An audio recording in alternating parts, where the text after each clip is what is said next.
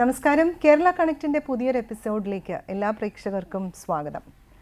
വേനൽക്കാല അവധിയും കുട്ടികളിലെ മാനസികാരോഗ്യവും എന്ന വിഷയമാണ് കേരള കണക്റ്റ് ഇന്ന് ചർച്ച ചെയ്യുന്നത്. വേനൽക്കാല അവധിയാണ് ഇപ്പോൾ.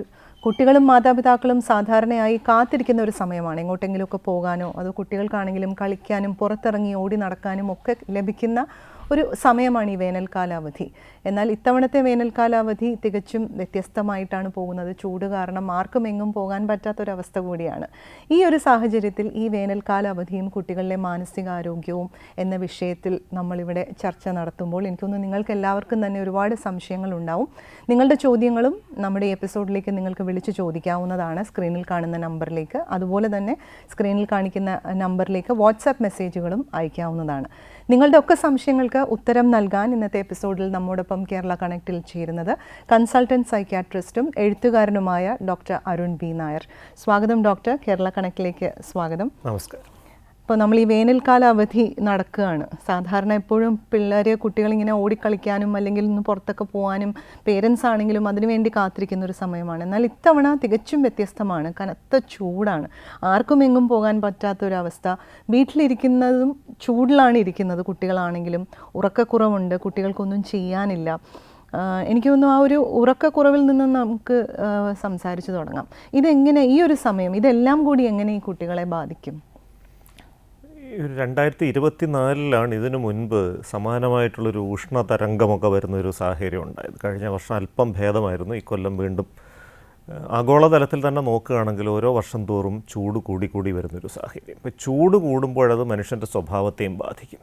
പ്രധാനമായും 3-4 രീതികളിലാണ്. ഒന്ന്, ചൂട് കൂടുമ്പോൾ ശരീരത്തിൽ നിന്ന് ധാരാളമായിട്ട് ജലാംശം നഷ്ടപ്പെടും. നിർജ്ജലീകരണം, ഡീഹൈഡ്രേഷൻ. ഈ ജലത്തിൻ്റെ കൂടെ ചില ലവണങ്ങളും നഷ്ടപ്പെടും. സോഡിയം, പൊട്ടാസ്യം അങ്ങനെയുള്ള ചില ലവണങ്ങളും പോകും. ഈ ലവണങ്ങൾ നമ്മുടെ തലച്ചോറിൻ്റെ പ്രവർത്തനത്തിന് അത്യാവശ്യമായിട്ടുള്ള സംഗതികളാണ്. ഈ ലവണങ്ങളുടെ അളവ് കുറയുമ്പോൾ ഓരോ പ്രായത്തിലും ഓരോ രീതിയിലായിരിക്കും വരുന്നത്. ചെറിയ കുട്ടികളിൽ ചിലപ്പോൾ രാത്രിയിൽ ഉറക്കക്കുറവായിട്ടായിരിക്കും വരുന്നത്. കുറച്ചുകൂടെ മുതിർന്ന വ്യക്തികളെ സംബന്ധിച്ചിടത്തോളം, പ്രായം ചെന്ന ആളുകളെ സംബന്ധിച്ചിടത്തോളം ഈ സോഡിയമൊക്കെ കുറയുമ്പോഴത്തേക്കൊരു സ്ഥലകാലബോധമില്ലായ്മയായിട്ടായിരിക്കും അത് പ്രകടമാകുന്നത്. കുറച്ച് നേരം കഴിയുമ്പോൾ വിവരമുള്ള വീട്ടിലുള്ള ആളുകൾ ഉപ്പിട്ട ഒരു ഗ്ലാസ് നാരങ്ങ വെള്ളം കൊണ്ട് കൊടുക്കും. അത് കുടിച്ച് ഏതാണ്ട് മിനിറ്റ് കഴിയുമ്പോൾ അതങ്ങ് ശരിയാവുകയും ചെയ്യും. അപ്പോൾ ഈ കുട്ടികളെ അത് ഏറ്റവും കൂടുതൽ ബാധിക്കാനുള്ള ഒരു കാരണം എന്ന് പറഞ്ഞാൽ, ഈ പകൽ സമയം നമുക്കറിയാം കുട്ടികൾ കളിക്കേണ്ട ഒരു സമയമായിട്ടാണ് ഈ വേനൽക്കാലം വിഭാവനം ചെയ്തിരിക്കുന്നത്. നന്നായി കളിക്കുക എന്നുള്ളത് വളരെ അത്യാവശ്യമായിട്ടുള്ളൊരു കാര്യമാണ്. പക്ഷേ കളിക്കാൻ പറ്റാത്തൊരു സാഹചര്യം വന്നിരിക്കുന്നു. ഇപ്പോൾ 11 മണി തൊട്ട് 3 മണി വരെ വെയിൽ കൊള്ളരുത് എന്നുള്ള ജാഗ്രതാ നിർദ്ദേശങ്ങളൊക്കെ വരുമ്പോൾ ആ സമയത്ത് കുട്ടികൾ പിന്നീട് എന്ത് ചെയ്യണം എന്നുള്ളതാണ്. സ്വാഭാവികമായും വീട്ടിൽ അച്ഛനും അമ്മയും ജോലി ചെയ്യുന്ന ആളുകൾ കൂടെയാണെങ്കിൽ കുട്ടികളെ വേണ്ട രീതിയിൽ എൻ്റർടൈൻ ചെയ്യാൻ കഴിയാത്തൊരു സാഹചര്യം വരുന്നു. സ്വാഭാവികമായും ഒരു ഡിജിറ്റൽ ഉപകരണത്തിലേക്ക് ഒതുങ്ങുക എന്നുള്ളൊരവസ്ഥയിലേക്ക് കുട്ടികൾ പോകും. ഈ ഡിജിറ്റൽ ഉപകരണം കയ്യിൽ കിട്ടിക്കഴിഞ്ഞാൽ പിന്നെ അത് താത്തു വെക്കാൻ വളരെ ബുദ്ധിമുട്ടാണ്. അത് രാത്രി വളരെ വൈകി ഉപയോഗിക്കുക. അപ്പോൾ ഒന്നാമത് തന്നെ ഉറക്കം കുറയാനുള്ള ആദ്യത്തെ കാരണം ഈ നിർജ്ജലീകരണവും അതിനെ തുടർന്ന് ലവണങ്ങൾ നഷ്ടപ്പെടുകയൊക്കെ ചെയ്യുമ്പോൾ ഹോസ്റ്റലുകളിലൊക്കെ താമസിക്കുന്ന കോളേജ് വിദ്യാർത്ഥികളും പ്രൊഫഷണൽ കോളേജ് കോളേജുകൾ മാത്രമേ ഈ അവധിക്കാലത്ത് പ്രവർത്തിക്കുന്നുള്ളൂ. അവരിൽ പലരും ഉറങ്ങാൻ പറ്റുന്നില്ല എന്ന് പറഞ്ഞുകൊണ്ട് വരുന്നുണ്ട്. കാരണം ഹോസ്റ്റലിൽ AC അങ്ങനത്തെ സൗകര്യങ്ങളൊന്നുമില്ല. ചൂട് കാരണം വിയർത്തൊലിച്ച് ഒരു 2 മണിയൊക്കെ ആകുമ്പോഴത്തേക്ക് ഞെട്ടി ഉണർന്നു പോകുന്നു. പിന്നെ ഉറക്കം കിട്ടുന്നേ ഇല്ല എന്നുള്ളതാണ് ഈ ജലവും ലവണങ്ങളും കുറയുന്ന മൂലം. പിന്നെ മറ്റ് എൻ്റർടൈൻമെൻറ്റ്സ് ഒന്നും ഇല്ലാത്തതുകൊണ്ട് രാത്രി വളരെ വൈകിയുള്ള ഈ ഡിജിറ്റൽ ഉപയോഗം അതും ഉറക്കം കുറയുന്നതിൻ്റെ ഒരു അവസ്ഥയ്ക്ക് കാരണമാവുന്നു. മൂന്നാമത്തെ ഒരു പ്രധാനപ്പെട്ട പ്രശ്നമെന്ന് പറയുന്നത്, പലപ്പോഴും ഈ ചൂട് കാരണം തന്നെ ചൂട് കൂടുമ്പോൾ മനുഷ്യൻ്റെ സ്വഭാവത്തിലെ ചൂടും കൂടും.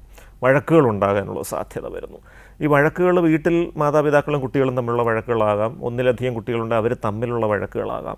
ഇത് പലപ്പോഴും കായികമായിട്ടുള്ള മർദ്ദനങ്ങളിലൊക്കെ കലാശിച്ച് അതിനെ തുടർന്നുള്ളൊരു മാനസിക സമ്മർദ്ദം അതും കൂടുന്ന ഒരു സമയമായിട്ടാണ് ഈ ചൂടുകാലം കരുതുന്നത്. അപ്പോൾ ഇങ്ങനെ പല കാരണങ്ങൾ കൊണ്ട് ഉറക്കം കുറയും. ഇപ്പോൾ ഉറക്കത്തിനെക്കുറിച്ച് പറഞ്ഞാൽ അമേരിക്കൻ ഹാർട്ട് അസോസിയേഷൻ അടുത്ത കാലത്ത് പ്രസിദ്ധീകരിച്ചൊരു പൊസിഷൻ സ്റ്റേറ്റ്മെൻറ്റ് പറഞ്ഞത്, ഹാർട്ട് അറ്റാക്കിനെ തടയാൻ ഏറ്റവും ഫലപ്രദമായ മാർഗം 7 തൊട്ട് 9 മണിക്കൂർ തുടർച്ചയായ തടസ്സമില്ലാത്ത സുഖനിദ്ര, restorative sleep four 7 to 9 hours എന്നുള്ളതാണ്. ഒരുപാട് ചെറുപ്പക്കാർ, കൗമാരപ്രായക്കാർ, യുവാക്കൾ ഹാർട്ട് അറ്റാക്ക് വരുന്നതായിട്ട് കാണും. പലർക്കും കൊളസ്ട്രോൾ നോർമലാണ്, പുകവലിയില്ല, ഷുഗറില്ല, പ്രഷറില്ല, പിന്നെ എന്തുകൊണ്ട് സംഭവിക്കുന്നു? ഇവരിൽ പലർക്കും ഈ ഉറക്കക്കുറവിൻ്റെ ഒരു പ്രശ്നമുണ്ട്. ഉറക്കം കുറയുമ്പോൾ ശരീരത്തിലെ ചില പ്രത്യേകതരം ഹോർമോണുകളുടെ ഉൽപ്പാദനം കൂടുന്നു. കാറ്റക്കോളമീൻസ് എന്ന് പറയുന്ന ഹോർമോൺസ്, അത് രക്തക്കുഴലുകൾ ചുരുങ്ങാൻ കാരണമാവുന്നു. ഈ ഹൃദയത്തിലേക്കുള്ള രക്തക്കുഴലുകൾ ചുരുങ്ങുമ്പോൾ ഹൃദയാഘാതം പോലെയുള്ള സംഗതികൾ വരാൻ സാധ്യതയുണ്ട്. അപ്പോൾ ഈ ഉറക്കക്കുറവ് ഒരു നിസ്സാര സംഗതിയല്ല, അത് നമ്മുടെ ജീവനെടുക്കാൻ വരെ പ്രാപ്തിയുള്ളൊരു സംഗതി. അതുകൊണ്ട് ഉറക്കം നല്ല രീതിയിൽ ഉറപ്പുവരുത്തുക എന്നുള്ളത് ഈ അവധിക്കാലത്ത് വളരെ പ്രധാനമാണ്. പ്രധാനപ്പെട്ടൊരു കാര്യമാണ്. ഇപ്പോൾ നേരത്തെ ഡോക്ടർ പറഞ്ഞതുപോലെ ഈ ഡിവൈസസിലേക്ക് കടക്കുന്നു. പ്രത്യേകിച്ചും കോവിഡ് കാലത്തിന് ശേഷം മാതാപിതാക്കൾക്കാണെങ്കിലും കുട്ടികളെ അതിൽ നിന്നും മാറ്റാൻ സാധിക്കുന്നില്ല. കാരണം ഓൺലൈൻ ക്ലാസ്സസ് വന്നു, അത് വീണ്ടും അത് കണ്ടിന്യൂ ചെയ്തു. ഇപ്പോഴാണെങ്കിലും ഇപ്പം സ്കൂളിൽ നിന്നാണെങ്കിലും ട്യൂഷനിൽ നിന്നാണെങ്കിലും റെക്കോർഡഡ് ക്ലാസ് വരുന്നു, ഗൂഗിൾ നോട്ട്സ് വരുന്നു. അപ്പോൾ പേരൻസിനും ഇത് കൺട്രോൾ ചെയ്യാൻ സാധിക്കുന്നില്ല. ഇത് തീർച്ചയായിട്ടും ഇത് കുട്ടികളെ ഒരുപാട് ബാധിക്കുന്നുണ്ട്, ഇത് പേരൻസിനെയും ബാധിക്കുന്നുണ്ട്. കാരണം അവർക്ക് ഇത് എങ്ങനെ കൺട്രോൾ ചെയ്യണം എന്നും അറിയില്ല. ഇതിനെ നമുക്ക് എങ്ങനെ ഇതിനൊരു സൊല്യൂഷൻ എങ്ങനെ കൊണ്ടുവരാം? 2025 കേന്ദ്ര ബജറ്റിന് മുൻപ് പാർലമെൻറ്റിൽ അവതരിപ്പിക്കുന്ന നാഷണൽ എക്കണോമിക് സർവേ കഴിഞ്ഞൊരു വർഷത്തെ സമ്പദ് വ്യവസ്ഥിതിയുടെ പഠനമാണ്. ഇതിൽ 2 പരാമർശങ്ങൾ മാനസികാരോഗ്യവുമായി ബന്ധപ്പെട്ട് വന്നിട്ടുണ്ട്. ഒന്നാമത്തെ പരാമർശം, ഇന്ത്യയിലെ മൊത്തം ജനസംഖ്യയുടെ 10.6% പേർക്ക് ചികിത്സ ആവശ്യമുള്ള മാനസികാരോഗ്യ പ്രശ്നങ്ങളുണ്ട്. ചികിത്സിക്കപ്പെടാതെ പോകുന്ന മാനസികാരോഗ്യ പ്രശ്നങ്ങൾ ആ വ്യക്തിയുടെ കാര്യക്ഷമത കുറയ്ക്കുന്നു, അത് അദ്ദേഹം ജോലി ചെയ്യുന്ന സ്ഥാപനത്തിൻ്റെ ഉൽപ്പാദനക്ഷമത കുറയ്ക്കുന്നു, അത് രാഷ്ട്രത്തിൻ്റെ സമ്പദ് വ്യവസ്ഥിതിയെ പുറകോട്ടടിക്കുന്നു. അപ്പോൾ പൗരൻ്റെ മാനസികാരോഗ്യം രാഷ്ട്രത്തിൻ്റെ സമ്പദ് വ്യവസ്ഥിതിയെ നിർണ്ണയിക്കുന്ന പ്രധാന ഒരു ഘടകമായിട്ട് അംഗീകരിച്ചു. മറ്റൊരു ഭാഗത്താണ് ഈ ഡിജിറ്റൽ അടിമത്തം എങ്ങനെയാണ് ഈ കുട്ടികളുടെയും കൗമാരപ്രായക്കാരുടെയും തലച്ചോറിനെ തന്നെ മാറ്റിമറിക്കുന്നതെന്ന് വിശദമായിട്ട് ഈ എക്കണോമിക് സർവേയിൽ തന്നെ പറയുന്നുണ്ട്. 4 പ്രധാന പ്രശ്നങ്ങളാണ് ഇതിൻ്റെ ഫലമായിട്ടുണ്ടാകുന്നത്. ഈ അമിതമായ ഡിജിറ്റൽ ഉപയോഗം, അതിലേക്ക് പോകുമ്പോൾ നമുക്ക് സൗഹൃദങ്ങൾ അത്യാവശ്യമല്ലാതെയായി വരുന്നു. കഴിഞ്ഞൊരു തലമുറ, ഈ ഇപ്പോഴുള്ള കുട്ടികളുടെ മാതാപിതാക്കളുടെ തലമുറ എടുത്താൽ അവരുടെയൊക്കെ കൗമാരത്തിലെ അല്ലെ ബാല്യത്തിലെ ഏറ്റവും വലിയ സന്തോഷം സുഹൃത്തുക്കളായിരുന്നു, അല്ലേ? വീട്ടിൽ അടച്ചിരിക്കുക എന്ന് ചിന്തിക്കാൻ പറ്റുന്ന കാര്യമല്ല. അവധിക്കാലത്തൊക്കെ സുഹൃത്തുക്കളെ കാണുക, അവരോടൊപ്പം സമയം ചെലവിടുക, യാത്രയ്ക്ക് പോവുക, സിനിമയ്ക്ക് പോവുക, കളിക്കാൻ പോവുക, ഇതൊന്നും അല്ലേ വെറുതെ ഇരുന്നുകൊണ്ട് സംസാരിക്കുക, അല്ലേ? പക്ഷേ ഡിജിറ്റൽ ഉപകരണങ്ങൾ വന്ന ശേഷം സ്വന്തം മുറിക്കുള്ളിൽ എത്ര മണിക്കൂർ വേണമെങ്കിലും അടച്ചിരുന്ന് സന്തോഷം കണ്ടെത്താവുന്ന ഒരു അവസ്ഥ വരുന്നു. ഇതൊരു സോഷ്യൽ ഐസൊലേഷൻ, ഒരു സാമൂഹിക വിച്ഛേദനത്തിലേക്ക് നയിക്കുകയാണ്. അപ്പോൾ കൗമാരപ്രായത്തിൽ നമ്മുടെ സുഹൃത്തുക്കളുമായിട്ട് ഇടപെടുമ്പോൾ അവരുടെ ജീവിതത്തിലുണ്ടാകുന്ന പല പ്രശ്നങ്ങളും നമ്മൾ അറിയും, അവിടെയൊക്കെ നമ്മൾ ഇടപെടുമായിരുന്നു. അതിനൊന്നും കഴിയാത്തൊരവസ്ഥ ഇപ്പോൾ വരുന്നുണ്ട്. നമുക്കതിലേക്ക് തിരിച്ചു വരാം, കാരണം അത് ഏറ്റവും പ്രാധാന്യം അർഹിക്കുന്ന ഒരു ടോപ്പിക്കാണ് നമ്മൾ സംസാരിച്ചുകൊണ്ടിരുന്നത്. ഒരു കോള് നമുക്ക് കണക്റ്റ് ആയിട്ടുണ്ട്. ഹലോ, ബിജു ആ വിളിക്കുന്നത്. ബിജു, ഡോക്ടർ അടുത്ത് ചോദിച്ചോളൂ. എന്റെ മോൻ 8ാം ക്ലാസ്സിലാണ് പഠിക്കുന്നത്. പറഞ്ഞാട്ടെ. അവന് സാറേ ഇപ്പം അവധി അങ്ങോട്ട് കിട്ടിക്കഴിഞ്ഞപ്പോഴത്തേന് ഫുൾ ടൈം ഗെയിം കളിയാണ് അവന് പരിപാടി. മൊബൈല് താഴെ വെക്കുന്ന ഒരു പരിപാടി ഇല്ല. അപ്പൊ എങ്ങനെയാണ് അവനെ പറയുന്നത്? ഇപ്പൊ അവധിക്കാലം അല്ലേ, എനിക്ക് ഗെയിം കളിക്കണം, മാത്രമല്ല ചൂടായതുകൊണ്ട് പുറത്തോട്ട് ഇറങ്ങാനും പറ്റുന്നില്ല. അപ്പൊ ഇങ്ങനൊരു അവസരത്തിൽ നമുക്ക് എങ്ങനെ ഇവരെയൊക്കെ ഒന്ന് മാറ്റാനുള്ള മാർഗം വല്ലതും ഉണ്ടോ? എന്തെങ്കിലും? തീർച്ചയായിട്ടും പറയാം. നമ്മൾ സംസാരിച്ചുകൊണ്ടിരുന്ന വിഷയം തന്നെയാണ്. നമ്മൾക്ക് ആ പ്രശ്നം ചർച്ച ചെയ്യുന്നതിന് മുമ്പ് ഉത്തരത്തിലേക്ക് നമുക്ക് പോകാം. അപ്പോൾ ഇതിന് തീർച്ചയായിട്ടും മാർഗങ്ങളുണ്ട്. ഇപ്പോൾ താങ്കൾ സൂചിപ്പിച്ച വിഷയം ഗൗരവമുള്ള വിഷയമാണ്. നമ്മളും അത് തന്നെയാണ് പറഞ്ഞുകൊണ്ടിരുന്നത്. ചൂട് കാലമായതുകൊണ്ട് പുറത്തേക്ക് വിടാനും കളിക്കാൻ വിടാനും നിവൃത്തിയില്ല. അപ്പോൾ ഗെയിമിംഗ് അല്ലാതെ മറ്റെന്തുണ്ട് വഴി എന്നുള്ളതാണ് ചോദ്യം. അപ്പോൾ ഇതിന് ഉത്തരം പറയുന്നതിന് മുമ്പ് ആരോഗ്യകരമായ ദൃശ്യമാധ്യമ സമയം, ഹെൽത്തി സ്ക്രീൻ ടൈം എന്നൊരു സങ്കല്പമുണ്ട് ഓരോ പ്രായത്തിനും അനുസൃതമായിട്ട്. 2 വയസ്സ് വരെ പ്രായമുള്ള കുട്ടികളെ ഒരു ദൃശ്യമാധ്യമങ്ങളും കാണിക്കാതിരിക്കുക എന്നുള്ളതാണ്. കാരണം ആ പ്രായത്തിലുള്ള കുട്ടികൾക്ക് ദൃശ്യസ്മൃതി അല്ലെങ്കിൽ വിഷ്വൽ മെമ്മറി എന്നൊരു കഴിവില്ല. ഈ കാണുന്ന കാര്യങ്ങളൊന്നും തലച്ചോറിൽ പതിയുന്നില്ല, ശേഖരിച്ചു വയ്ക്കാൻ പറ്റുന്നില്ല, ഭാവിയിൽ ഉപയോഗം ചെയ്യുന്നുമില്ല. 2 വയസ്സ് കഴിഞ്ഞ കുട്ടികൾക്ക് പതുക്കെ ഈ ദൃശ്യമാധ്യമങ്ങളൊന്ന് പരിചയപ്പെടുത്തി തുടങ്ങാം. 2 തൊട്ട് 3 വയസ്സ് വരെയുള്ള കുട്ടികൾക്ക് അരമണിക്കൂറാണ് ഒരു ദിവസം പരമാവധി ദൃശ്യമാധ്യമ സമയം. 3 വയസ്സ് തൊട്ട് 5 വയസ്സ് വരെയുള്ളവർക്ക് 1 മണിക്കൂർ. 6 വയസ്സ് തൊട്ട് 18 വയസ്സ് വരെ, ഇതാണ് ഏറ്റവും ക്രൂഷ്യലായ സമയം. എല്ലാ ആവശ്യങ്ങൾക്കും വേണ്ടി ഒരു ദിവസമുള്ള പരമാവധി ദൃശ്യമാധ്യമ സമയം 2 മണിക്കൂറാണ്. 2 മണിക്കൂറിൽ കൂടരുത്. ഈ 2 മണിക്കൂറിൽ തന്നെ ഓൺലൈൻ ഗെയിമുകൾ, കാർട്ടൂണുകൾ പോലെയുള്ള ചടുലമായ ദൃശ്യങ്ങൾ വരുന്ന സംഗതികൾ 1 മണിക്കൂറായിട്ട് നിജപ്പെടുത്താൻ ശ്രദ്ധിക്കണം. പൂർണ്ണമായിട്ട് ഓൺലൈൻ ഗെയിം മാത്രം കളിച്ചുകൊണ്ടിരുന്നു കഴിഞ്ഞാൽ ഇതങ്ങോട്ട് മാറ്റാൻ പ്രയാസം വരും. മാറ്റിക്കഴിഞ്ഞാൽ ഒരു ഓൾട്ടർനേറ്റ് എൻ്റർടൈൻമെൻറ്റ്, മറ്റൊരു വിനോദത്തിലേക്ക് പോകുമ്പോൾ മറ്റൊന്നും അവരെ സന്തോഷിപ്പിക്കാത്തൊരവസ്ഥ വരും. അപ്പോൾ സാധാരണ ഗതിവേഗത്തിലുള്ള ഈ ഓൺലൈൻ ഗെയിമുകളുടെ ഒരു പ്രത്യേകത ഒരു near miss near hit effect എന്ന് പറയും. അവസാന നിമിഷം വരെ നമ്മളെ ത്രസിപ്പിച്ചിട്ടാണ് ആ കളിയുടെ ഒരു റിസൾട്ട് വരുന്നത്, ജയമാണെങ്കിലും തോൽവിയാണെങ്കിലും. ജയിച്ച വ്യക്തിക്ക് അടുത്ത കളി കളിക്കാനുള്ളൊരു മോട്ടിവേഷൻ ആകുന്നു. തോറ്റ വ്യക്തിക്ക് തലനാരിഴയ്ക്കുള്ള തോൽവിയാണ്, അടുത്ത കളി ഞാൻ എന്തായാലും ജയിച്ചിരിക്കും, കളിക്കാനുള്ളൊരു വാശി വരുന്നു. ഇതൊരു ഗാംബ്ലിങ്ങിന്, ഒരു ചൂതാട്ടത്തിന് സമാനമായിട്ടുള്ളൊരു മനോനിലയിലേക്കാണ് ഈ കുട്ടികളെ എത്തിക്കുന്നത്.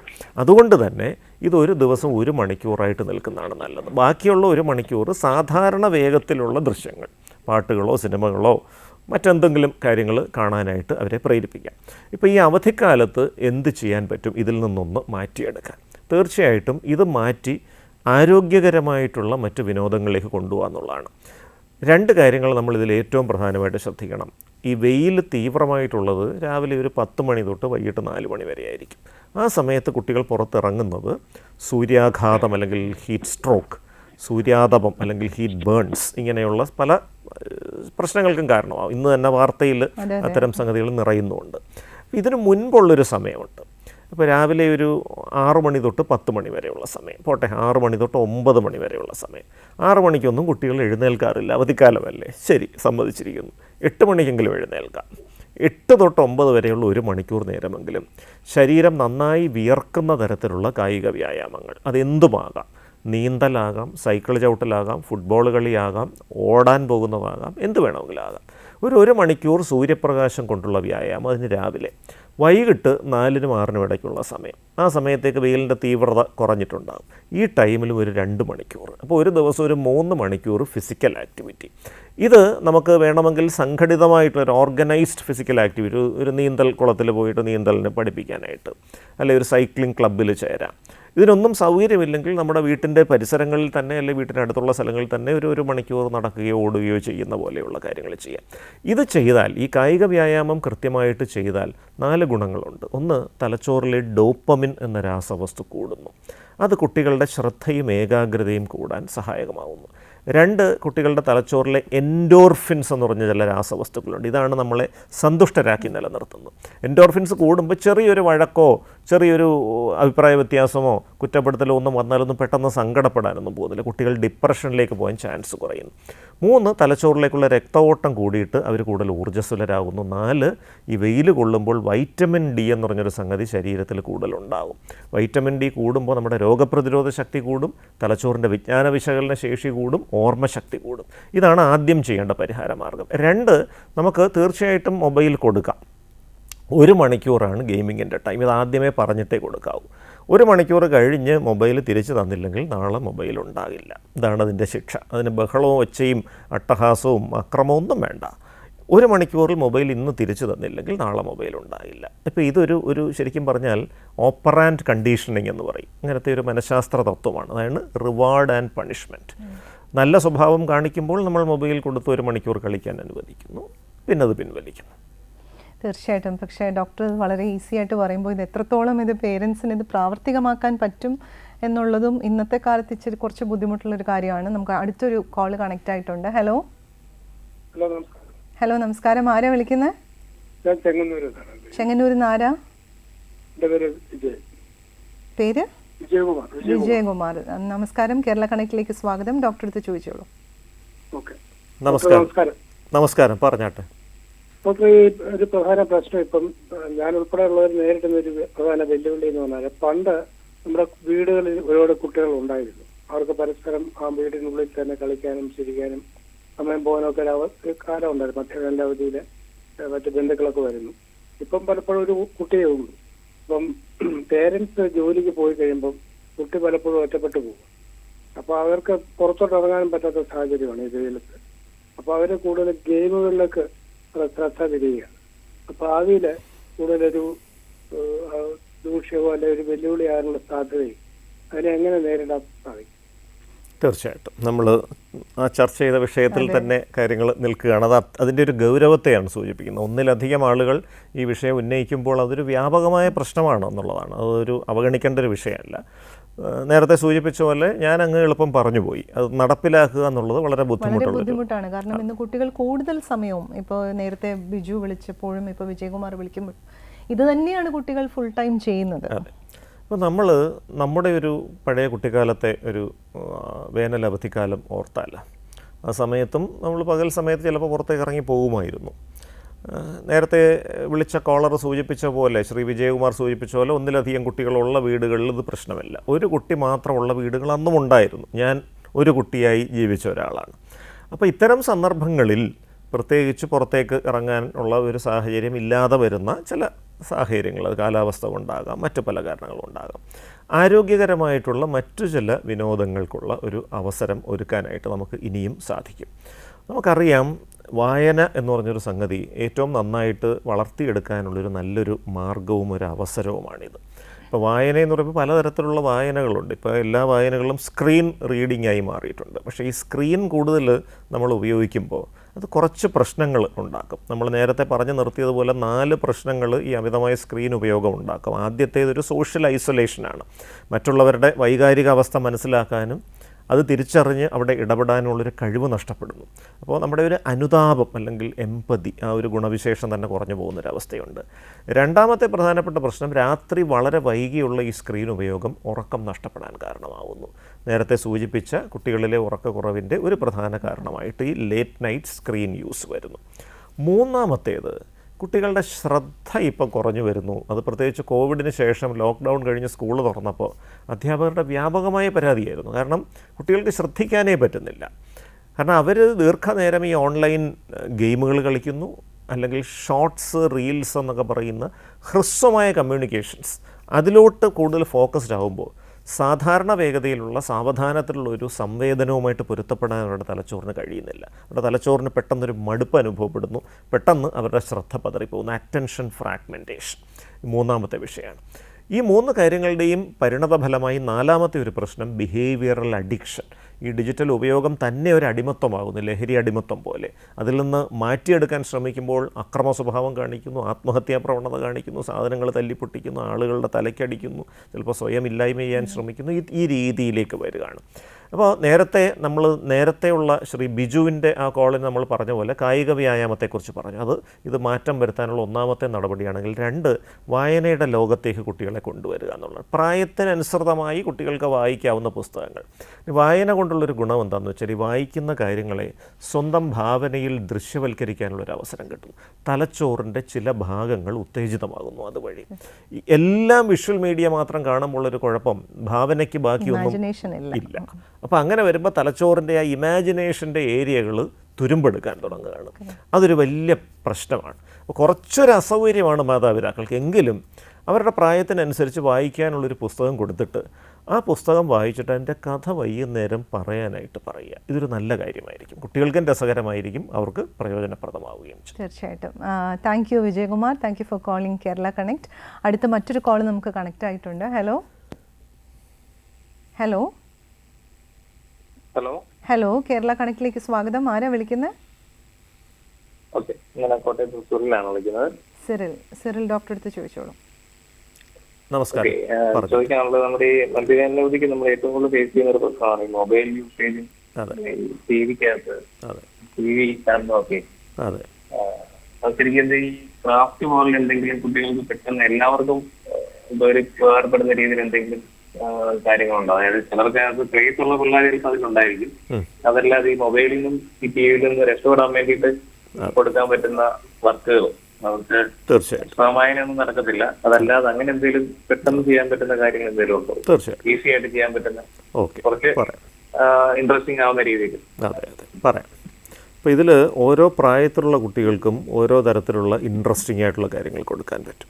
ഇപ്പോൾ തീരെ ചെറിയ കുട്ടികളാണെങ്കിൽ, ഇപ്പോൾ തീരെ ചെറിയ കുട്ടികൾക്ക് മൊബൈൽ കൊടുക്കുന്നത് നമ്മൾ തന്നെയാണ്. അപ്പോൾ നമ്മൾ തന്നെയാണ് ഈ പ്രശ്നത്തിൻ്റെ വിത്ത് വിതച്ച് വയ്ക്കുന്നത്.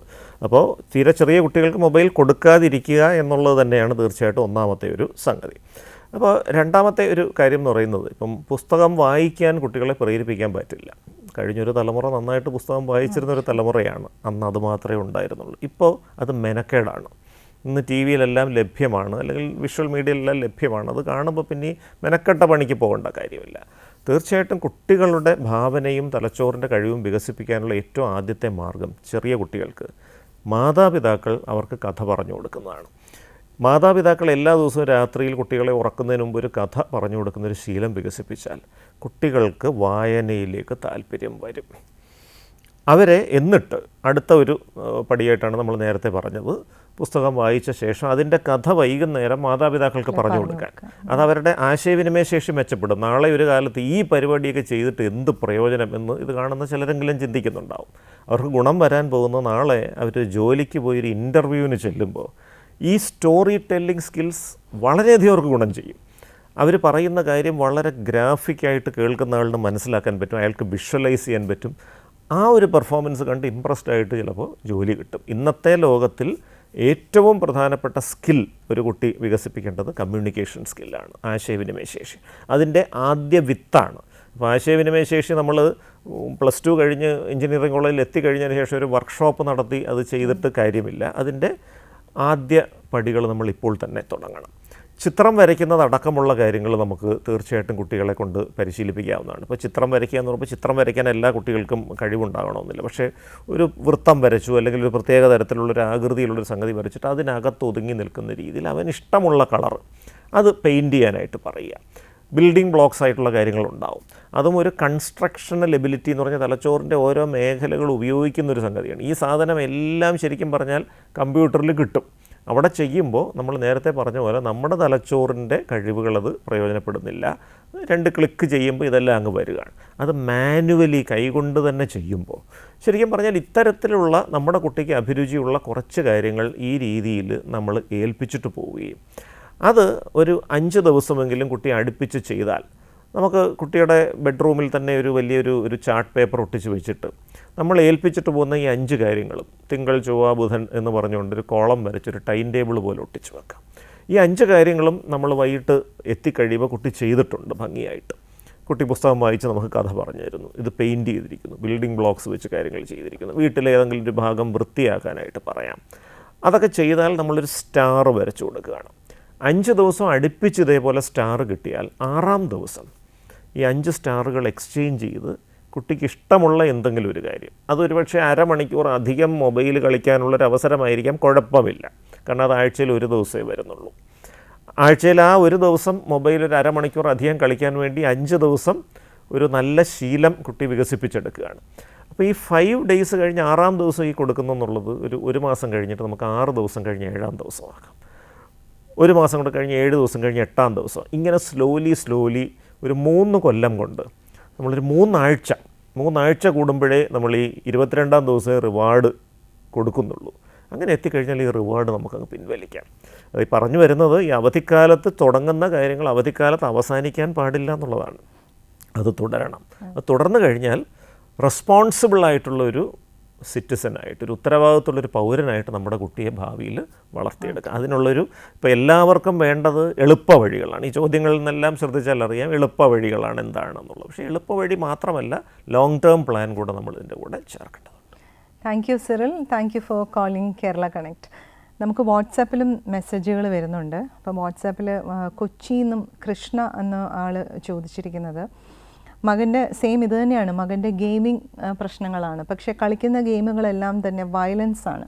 എനിക്കൊന്ന് ഇന്ന് ഒട്ടുമിക്ക കുട്ടികൾക്കും അതാണ് താല്പര്യം. ഇങ്ങനെ ഇത്തരത്തിൽ നിർത്താതെ ഈ വയലൻസ് മാത്രമുള്ള ഗെയിമുകൾ കളിക്കുന്നത് എങ്ങനെ ഇവരുടെ മാനസികാവസ്ഥയെ ബാധിക്കും എന്നാണ് ചോദിച്ചിരിക്കുന്നത്. വളരെ പ്രസക്തമായിട്ടുള്ളൊരു ചോദ്യമാണ്. കാരണം ഈ വയലൻറ്റ് ഗെയിംസ് കളിക്കുമ്പോൾ അതുമാത്രം നമ്മൾ കളിക്കുകയും മറ്റ് സോഷ്യൽ ഇൻറ്ററാക്ഷൻ ഇല്ലാതിരിക്കുകയും ചെയ്താൽ നമ്മുടെ സ്വഭാവത്തെ അത് ബാധിച്ചു തുടങ്ങും.